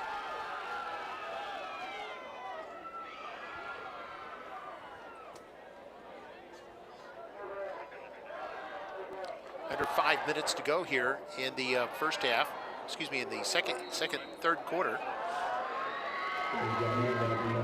This is probably the time of the game, Mark, with the score what it is, and the third quarter winding down, where probably most coaches, especially the Mustang coach, Patterson, will start having some substitutes. Let some of those kids that have worked hard and maybe don't get a lot of playing time, give them a chance to show what they are capable of doing, especially if there's injuries down the road. Eagles are 4 for 10 on third down, facing a 3rd and 3 right here. Salinas to throw, has time, tipped up in the air and incomplete. See if we're able to see the replay on that. We might be able to see who got the tip. And here it is. I think it might have been number 90, which would be Escobar. 90, yes, sir. Jason Escobar, who can't have too much of a vertical leap at 290 pounds. I don't think so, but you know what? That's what they're taught. J.R. Cantu is probably going to compliment him, his defensive coordinator coach, because if you're not going to get to the quarterback, you might as well just put your hands up and still have a big effect on the play where no yardage was gained, and it forces the Eagles to punt. Nice penalty. Nice snap and a penalty flag.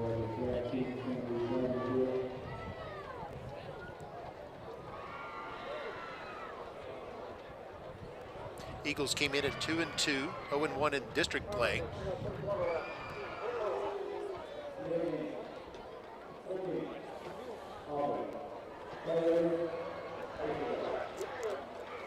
Memorial, meanwhile, came in at 3-1 with a 1-0 district record. So far, they have not lost, Mark, in the Rio Grande Valley. Yep, the only loss coming up in Alice. That was to San Antonio Johnson. Here's the punt. Just the third of the game for Mission. Here's a nice return here by Solis. Solis all the way into Mission territory to about the 40, maybe the 39-yard line. Had a return of about 12 yards there.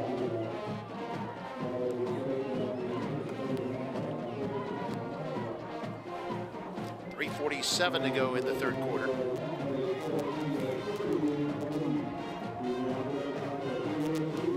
See Solis coming off the field right there.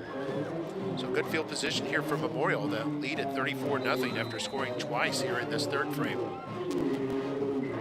Had 2 touchdowns in each quarter now. In the first, second, and third.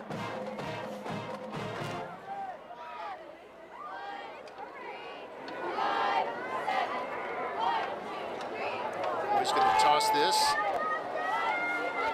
This looks like Silva on the run here. Number 24, Anthony Silva, with his second carry. Boy, just so many running backs that these Mustangs have. I was going to say that, Mark, but pretty much. I mean, Spates and Silva, we did not see it all in the first half. Yes, sir. It doesn't matter who's back there. I mean, it's big offensive line. Just making things happen. 13 yards and a first down. Mustangs creeping up on 300 yards rushing. At 280 right now.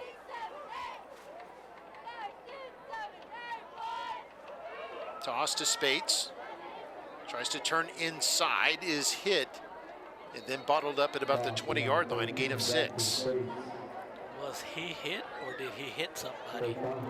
I saw somebody going back after he lowered his shoulder. Yeah, the public address announcer said first contact, but if you're going to go by first contact, maybe go by, maybe mention Spates' number. That's how strong he is. So second down and 4 for the Mustangs. We're at 2.5 to play in the third quarter.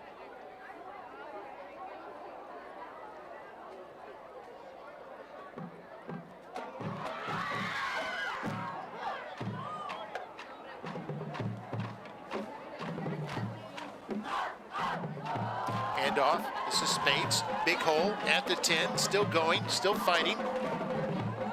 And down at about the 8-yard line. That's going to be a 1st and goal now for the Mustangs. And actually, it's not Spates. It's the first carry of the game for Jorge Munoz, a junior running back. That's what, the 5th running back? Yeah, it's the 5th different ball carrier they've had. He's did a good job of not fumbling. Take a look at the 48. Trying to toss a fumble. That's Ilian Garcia.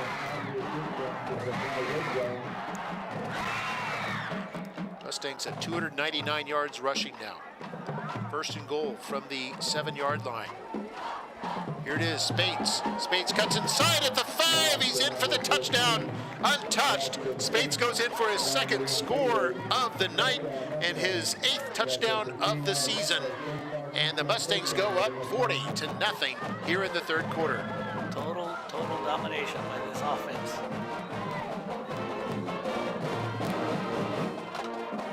Spates is thinking, say, hey, my brothers can do this.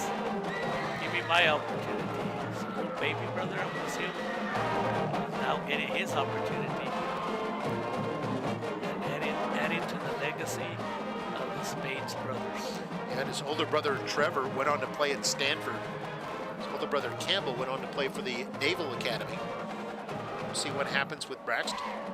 Braxton off to a promising career here with the Mustangs.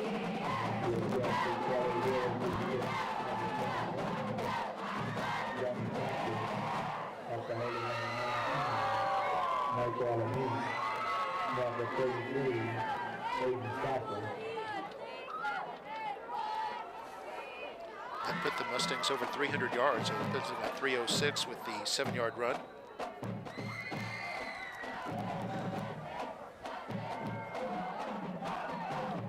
Extra point try. And this is up and good. Notice I didn't say anything that time, Mario. This was up and good. No wonder he made it, Mark. It's like when you talk during somebody's backswing on the golf course. You just free throws. Shouldn't do it. Got to stay quiet. So here's Spates going in there for the score.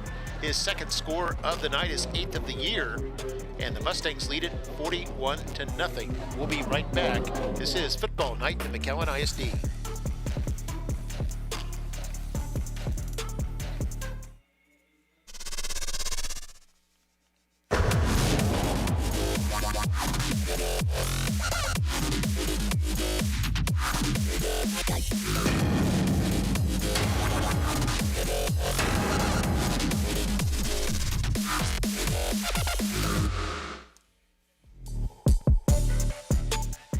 Welcome back. Big crowd here because it is homecoming. Congratulations to the classes of 1985, 95, 2005, and 2015.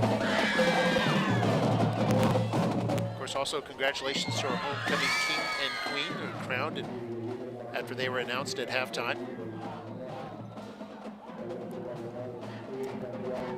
Sylvia Hinojosa and Caden Garza. Picked up at the 3, run across the 15, hit at the 20, and not much further than that. That'll be where Mission sets up here with 1:31 to go here in the quarter number 3.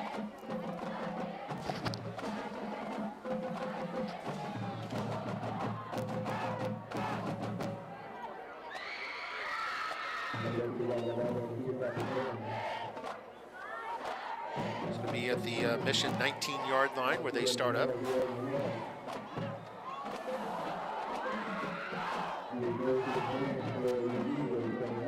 Ever see Coach Moses Patterson in his 4th year as head coach of the Mustangs? Was a longtime defensive coordinator for over a decade, and then took over the head coaching reins. He definitely earned his stripes to be given that opportunity. Talking about before the game, Mark, he looked very relaxed, like very confident. Like he did say that they had great practices. Salinas hit as he throws here. Ball goes incomplete.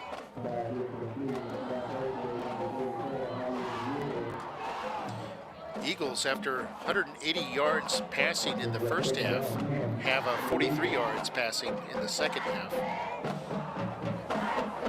Just 2 completions. One of those a bit of a fluke as it was tipped into the hands of a receiver who went for 40 of those 43 yards.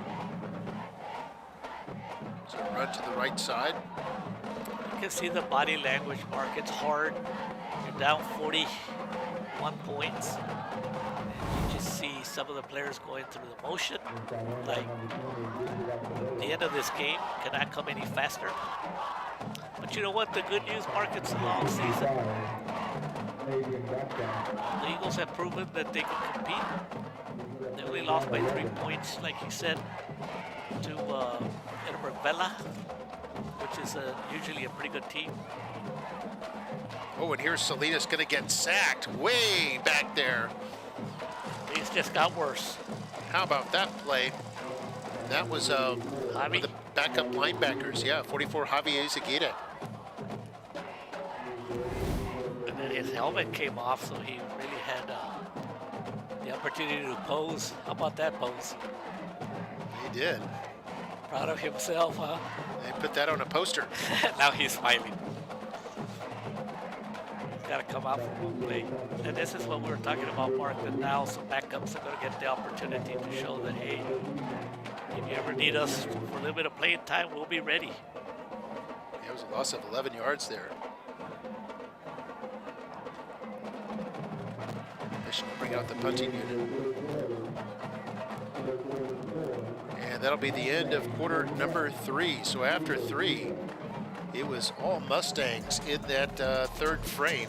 They scored 3 touchdowns to take a 28-0 halftime lead up to 2 touchdowns to make it 41-0 here in this third quarter with 13 points. So we'll take a break. We'll be back with the fourth quarter right after this. You're watching Football Night in McAllen ISD. Why choose Lone Star National Bank for your business? Because no other bank does more to support local businesses. In fact, we are the #1 lender in the Valley to small businesses. We put money to work here in our community. That helps our local businesses grow. Creating more jobs. And more opportunities for all of us. Working together. Together. We do what the little banks can't and the big banks won't. Lone Star National Bank, the Valley's bank. And we're back. Mission has punted. Memorial will not generate a return. It's going to take a bit of an Eagles roll here as Eagles will down the ball at the 44-yard line. And the Mustangs will have excellent field position. I wonder if we'll see some different players in there now here in this fourth quarter.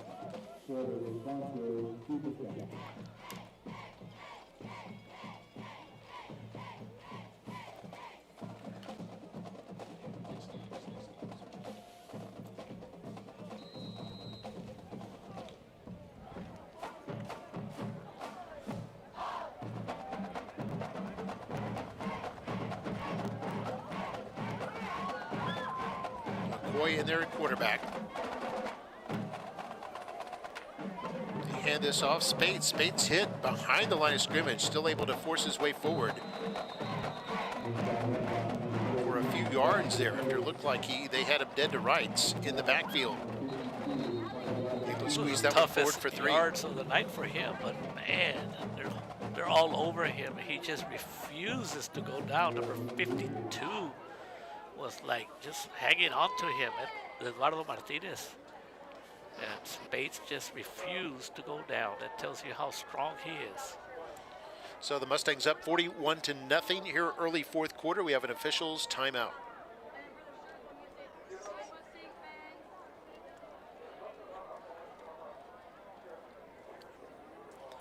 So that'll give us a chance to take another look at the big moment of tonight, one that will stay in the memories of students for a lifetime, and that was the crowning of the homecoming king and queen. The traditions of traditions in high school football. So congratulations to Miss Sylvia Hinojosa and Mr. Kaydan Garza, our king and queen for the 2024-25 school year.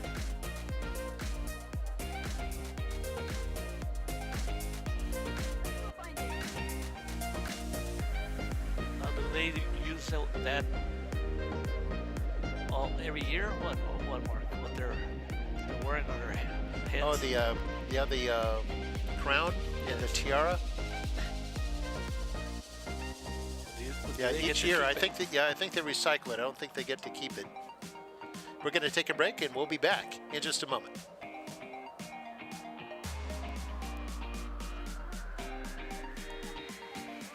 The Seams Back to School Sale is your perfect way to win. 6 weeks of perfect attendance earns students a chance to win a new car from Seams. And any student gets $500 off MSRP at Seams McAllen Ford, or always online at SeamsMcAllenFord.com. Drive local, drive Seams.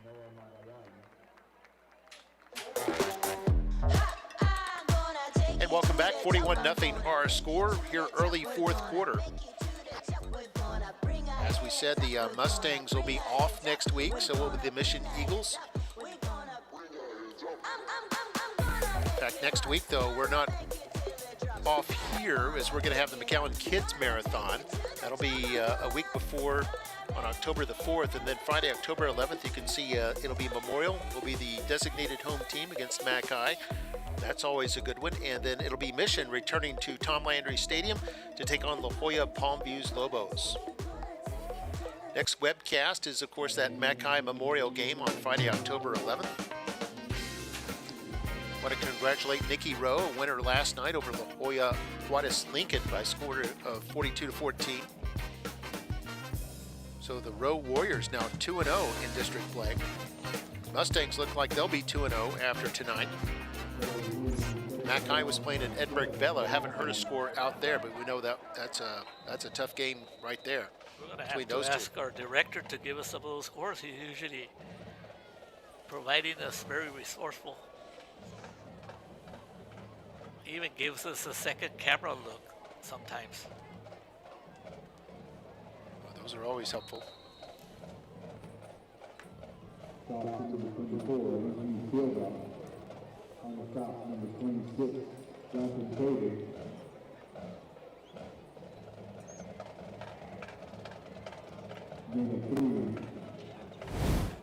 Hey, correct myself on that score from last night. It was Nikki Rowe 54-14 over Juarez Lincoln. So they improved to 2-0. I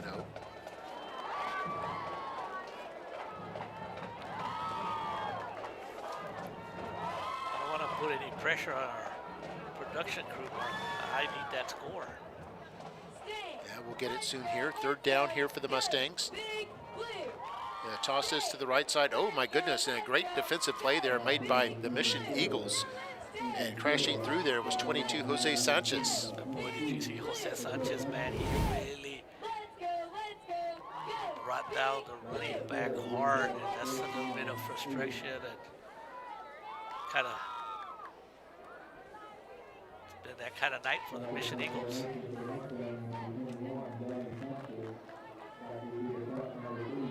I think we might see the punting unit for the Mustangs. It'll be the second time tonight. See Jonathan Sanchez out there. Oh yeah, they had to stop early in the Eagles. Mission trying to put on some pressure. Sanchez able to get this high up in the air, wants to keep it high. Give the Mustangs a chance to down this inside the 5, and how about that? Golly, Mark. Wow, picture perfect special teams play. Everything going against the Eagles tonight. Aiden Stauffer able to get down there, and after a great punt there by Sanchez, kicks this high in the air. We'll take another look at that. Wanted to cause it to bounce inside the 20, give his team a chance to down it, and look at that. You can't play it much better than that.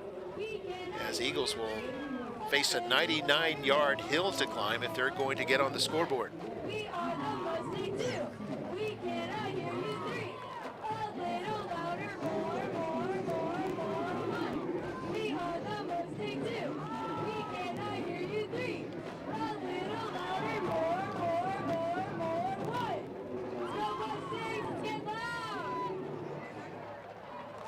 Of course, Marky, we go back to who would be the Mission,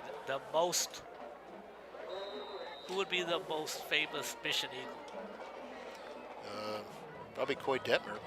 I don't know. That's your pick? Or Tom Landry? There you go. Oh, okay. Yeah, Tom Landry going way, way back. He was a defensive back in the day. Safety time. Oh my goodness. Wow. Big play there against the backup quarterback. And let's see what the ruling is here. Looked like a safety initially, but officials may talk this over as far as a roughing penalty goes. I think he stepped up, maybe on the end. There is a flag down in the end zone. That was a hard hit. Welcome to the game kind of hit by Aiden Stauffer.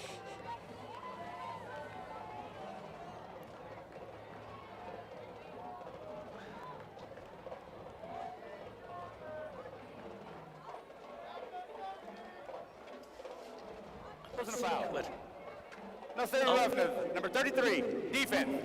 15 yards, automatic, first down. Crowd doesn't like that. They felt it should have been a safety. But this is going to get Mission out of trouble. They're down at the 1 yard line. This will take them all the way out to the 16.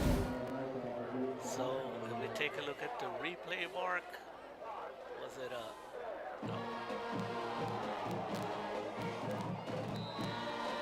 The flag was actually thrown by the referee, De La Cruz. Here on first down.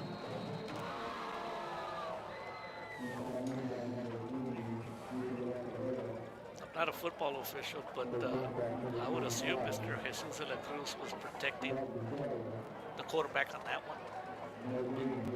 I don't know how, what you would tell your, if you're the defensive coach, what do you tell your player how to, you know, quarterbacks are protected. How to play that, yeah. But Jesus De La Cruz, good official, has been around for a long time. This crew has done a wonderful job here tonight. And here on second down, they're going to hand this off. Not much room there. Look like number 20, Acevedo, on the carry. And he is bottled up for a loss. And good back-to-back plays there on the defense by the Mustangs, showing like once they heard the whistle, they didn't have to bring down the running back. They just let go. This brings up third down and 15 for a loss of 5 yards. Clock running, just over 8 minutes to go here in regulation.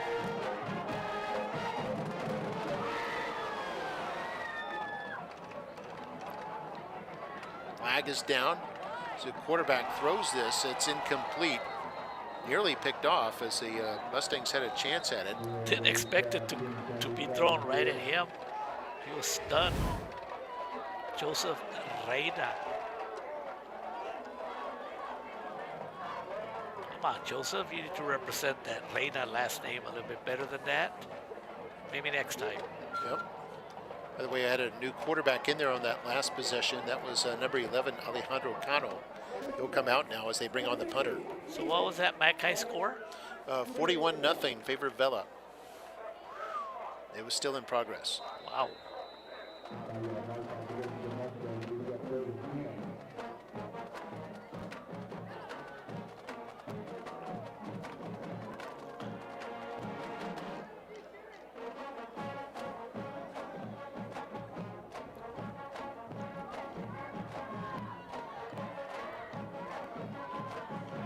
Okay, third down and long. Cano rolls out. Long pass is incomplete, intended for Santiago Gonzalez. That'll bring up fourth down. You know, you mentioned Tom Landry a moment ago. Yeah, easily the most famous Mission Eagle, probably the most famous high school football player to ever come out of the Valley back in 1941.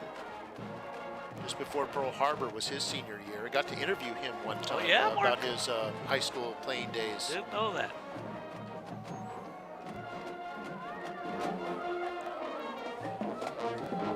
Yeah, very nice gentleman. I interviewed him for about 45 minutes over the phone.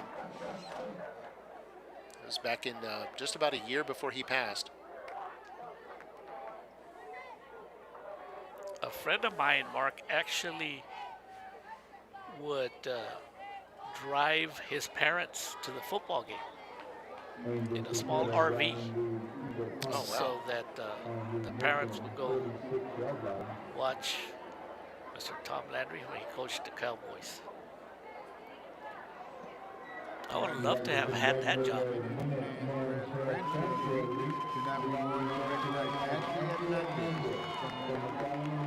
Yeah, I coached the Dallas Cowboys for 29 years. Now this is where there's a lot of substitutions in the game. I think we have a new quarterback. We do give you his name in just a moment. Toss right. So Mustangs run this about up to the 40-yard line there on the carry.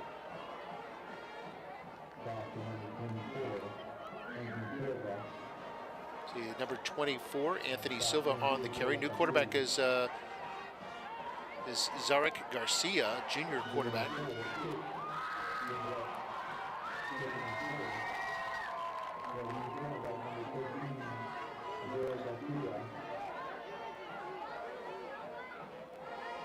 For some reason, that offensive line with all those subs, they look a lot smaller, Mark. Yeah, all new wholesale changes there. So there's a handoff to number 14 now, Braxton Spates. Spates brought down after a short game. Able to just pick up the first down, though.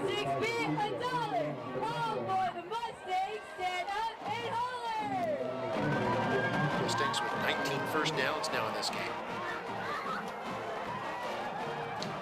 Halfway through the fourth quarter, 6 minutes to go.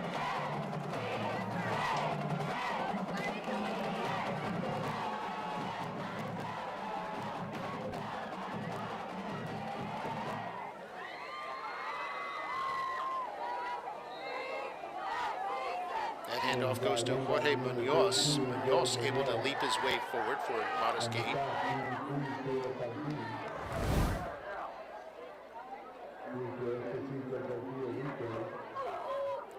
Mustangs at 323 yards rushing now in this game, and 5.5 to play. Both teams have their full complement of timeouts, but neither one will use them.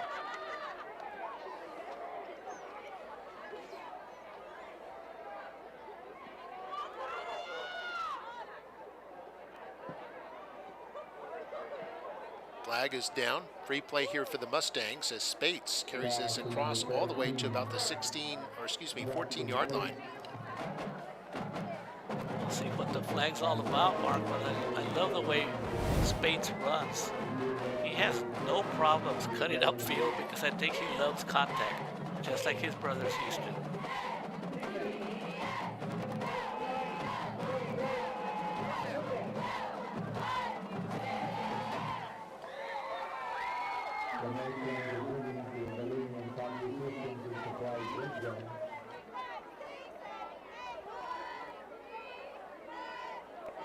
So first down here for the Mustangs. Inside the red zone at the 14-yard line. Garcia, the quarterback, is going to toss this left side and run down to the about the 5-yard line there by Munoz.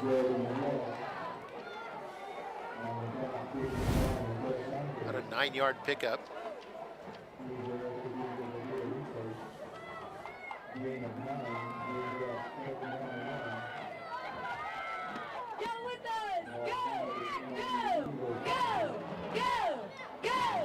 Let's see who Coach Timo Gonzalez is going to reward with some points here. Crowd chanting, go, go, go. Garcia tosses this left. It's Munoz once again, cuts inside, tried to cut inside at the 5, hit by a couple of defenders and brought down. So on the tackle there were Andrew Villarreal and also Jonathan Cater. And pretty much because of the toss, the timing was thrown off. Good hustle plays by the Eagles. 21 and Andrew Villarreal and number 26. Yeah, good sportsmanship there too. Yeah, you know, this time picking each other up. They're all just trying to finish the game with no more injuries. I think Spates will get an opportunity here, Mark, on a 3rd and what is it? 2 yards, because they can still get a first down before they score a touchdown.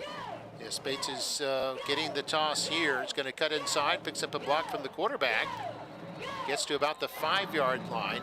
I think he's going to be about a yard shy. We'll see what they do on 4th down. Almost on every play that he runs with the ball, he likes to cut upfield. He determines that it's not open to go outside, so he just goes upfield, looking for contact. And he's also protecting the ball very well.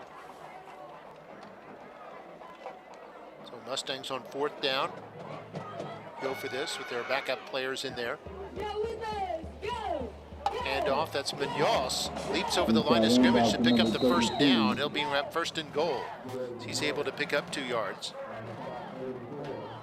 And clock now under 3 minutes to go.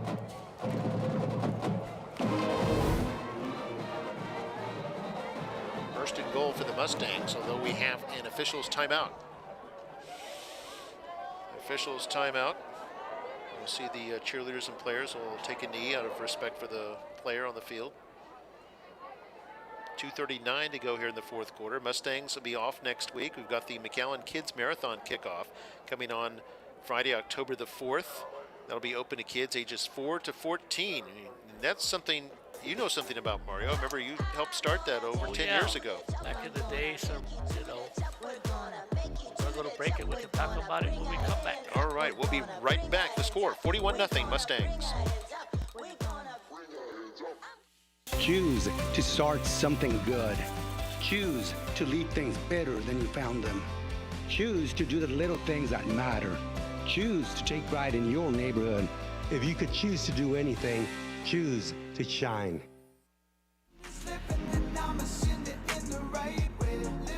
And welcome back. And yeah, again, the McAllen Kids Marathon Kickoff Mile coming up next week, Friday, October the 4th. And I know, Mario, that's just, you know, they call it the Kickoff Mile for a reason, right? It's not the end-all event, is it? Yeah, we know it's about 26 miles, so it's just a symbolic way to say that we're going to commit a lot of our kids to at least running 26 miles, and they do in their physical education program and getting involved in sports. But it's a great event because the beauty of that event, Mark, it brings the city and the district together, and it's all for the wellness of the children. The McAllen Kids Marathon that started way back a couple of years ago when I was the health and PE coordinator. It was a celebration of a big pep rally. We had the other side of this stadium full, Mark. At least 5,000 people at that site. There we got the rest of the Mustangs schedule. As you can see, they have that bye week next week for the Kids Marathon Kickoff. Then they'll be technically the visiting teams. They take on the Mackay Bulldogs. That'll be at 7:30 on October 11th. And they've got La Jolla Juarez Lincoln. That'll be on a Thursday night. And then they're at Edinburgh Bella. That should be a big one, also on a Thursday. Then at Nicky Rowe on Friday, November 1st.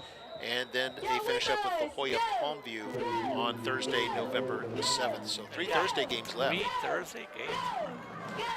And here on first and goal, is a handoff to Munoz, and Munoz goes in there for, I believe, his first touchdown of the season with 2:26 to go.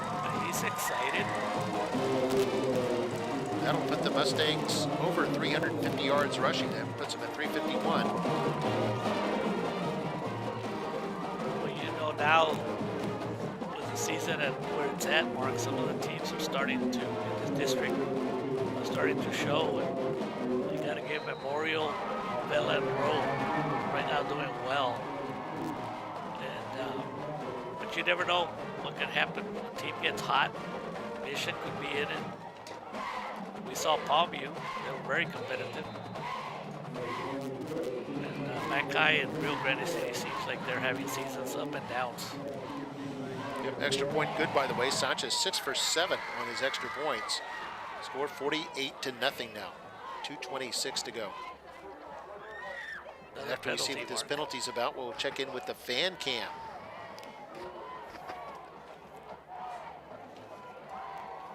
After the try, unsportsmanlike conduct.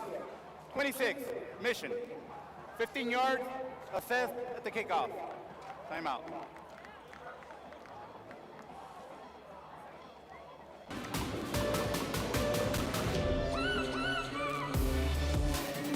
All right, time for the fan cam.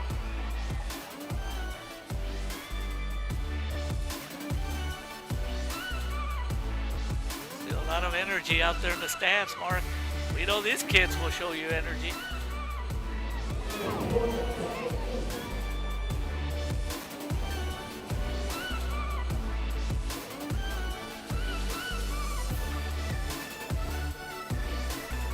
That outfit. All right, human hot dog. I like it.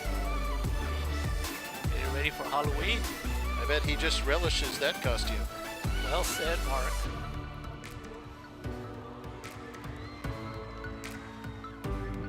Featured Prancer there, I think.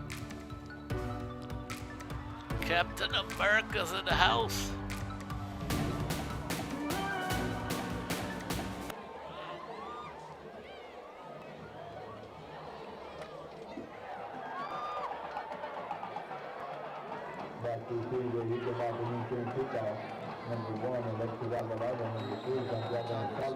Kicking number 84, Robert Ruelas.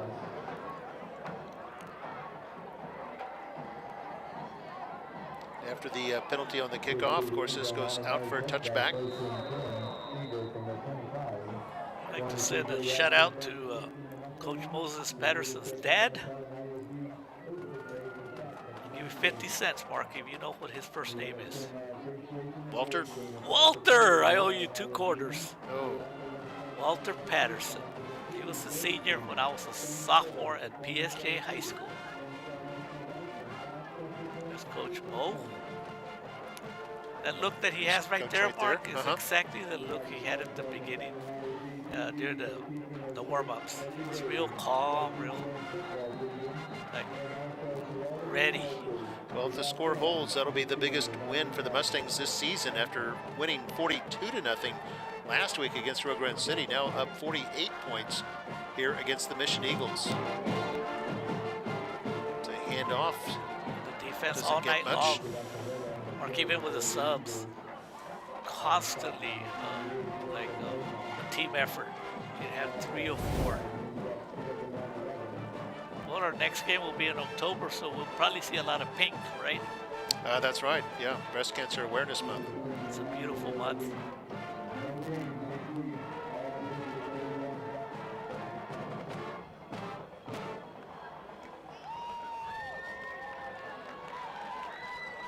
Will also be Down Syndrome Awareness Month.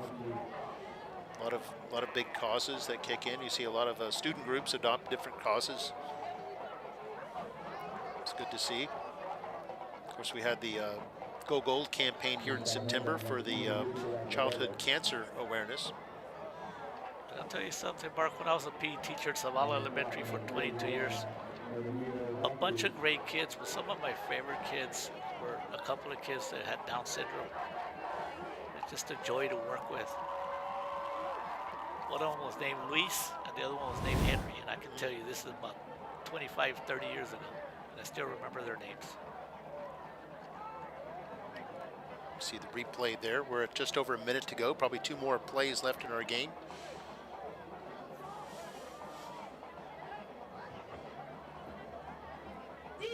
Quarterback, Kano. Wanting to throw deep, nobody was open, and he's finally going to be sacked. Mustangs with a number of sacks here tonight. That's why Kano's getting a little playing time. You don't want to get your starting quarterback hurt. But Kano's going to learn that there's just a certain amount of time you have. You've got to throw the ball. And it comes with experience. And that's what Kane Coy got last year. And you can see it now. By the way, that sack is the real Roberts-Jones, junior defensive lineman. Congrats to him. That should be it, Mark. Yeah, it should be it, as the play clock is at 25, game clock is at 11. And that will do it. The Mustangs will improve to 4-1 overall, winning their 2nd in a row. They beat Rio Grande City by a shutout, and now Mission by shutout. That's 8 consecutive shutout quarters for the Mustang defense. The Mustang offense with 40-plus points or 2 straight weeks, so congratulations to the Mustangs. 4-1 overall, 2-0 in district play. Mission suffers their 2nd straight loss, falls to 2-3 overall, 0-2 in district play. And be the Mission Eagles taking on La Jolla Palmview in 2 weeks. That'll be at Tom Landry Stadium. And Memorial will be here at DQ Fan Field to take on the Mackay Bulldogs. That'll be 2 weeks from tonight on Friday, October 11th. For Mario Reyna, I'm Mark May, and the rest of our award-winning MITV broadcast crew saying so long from DQ Fan Field. Once again, our final score, Mustangs 48, Eagles nothing. Good night.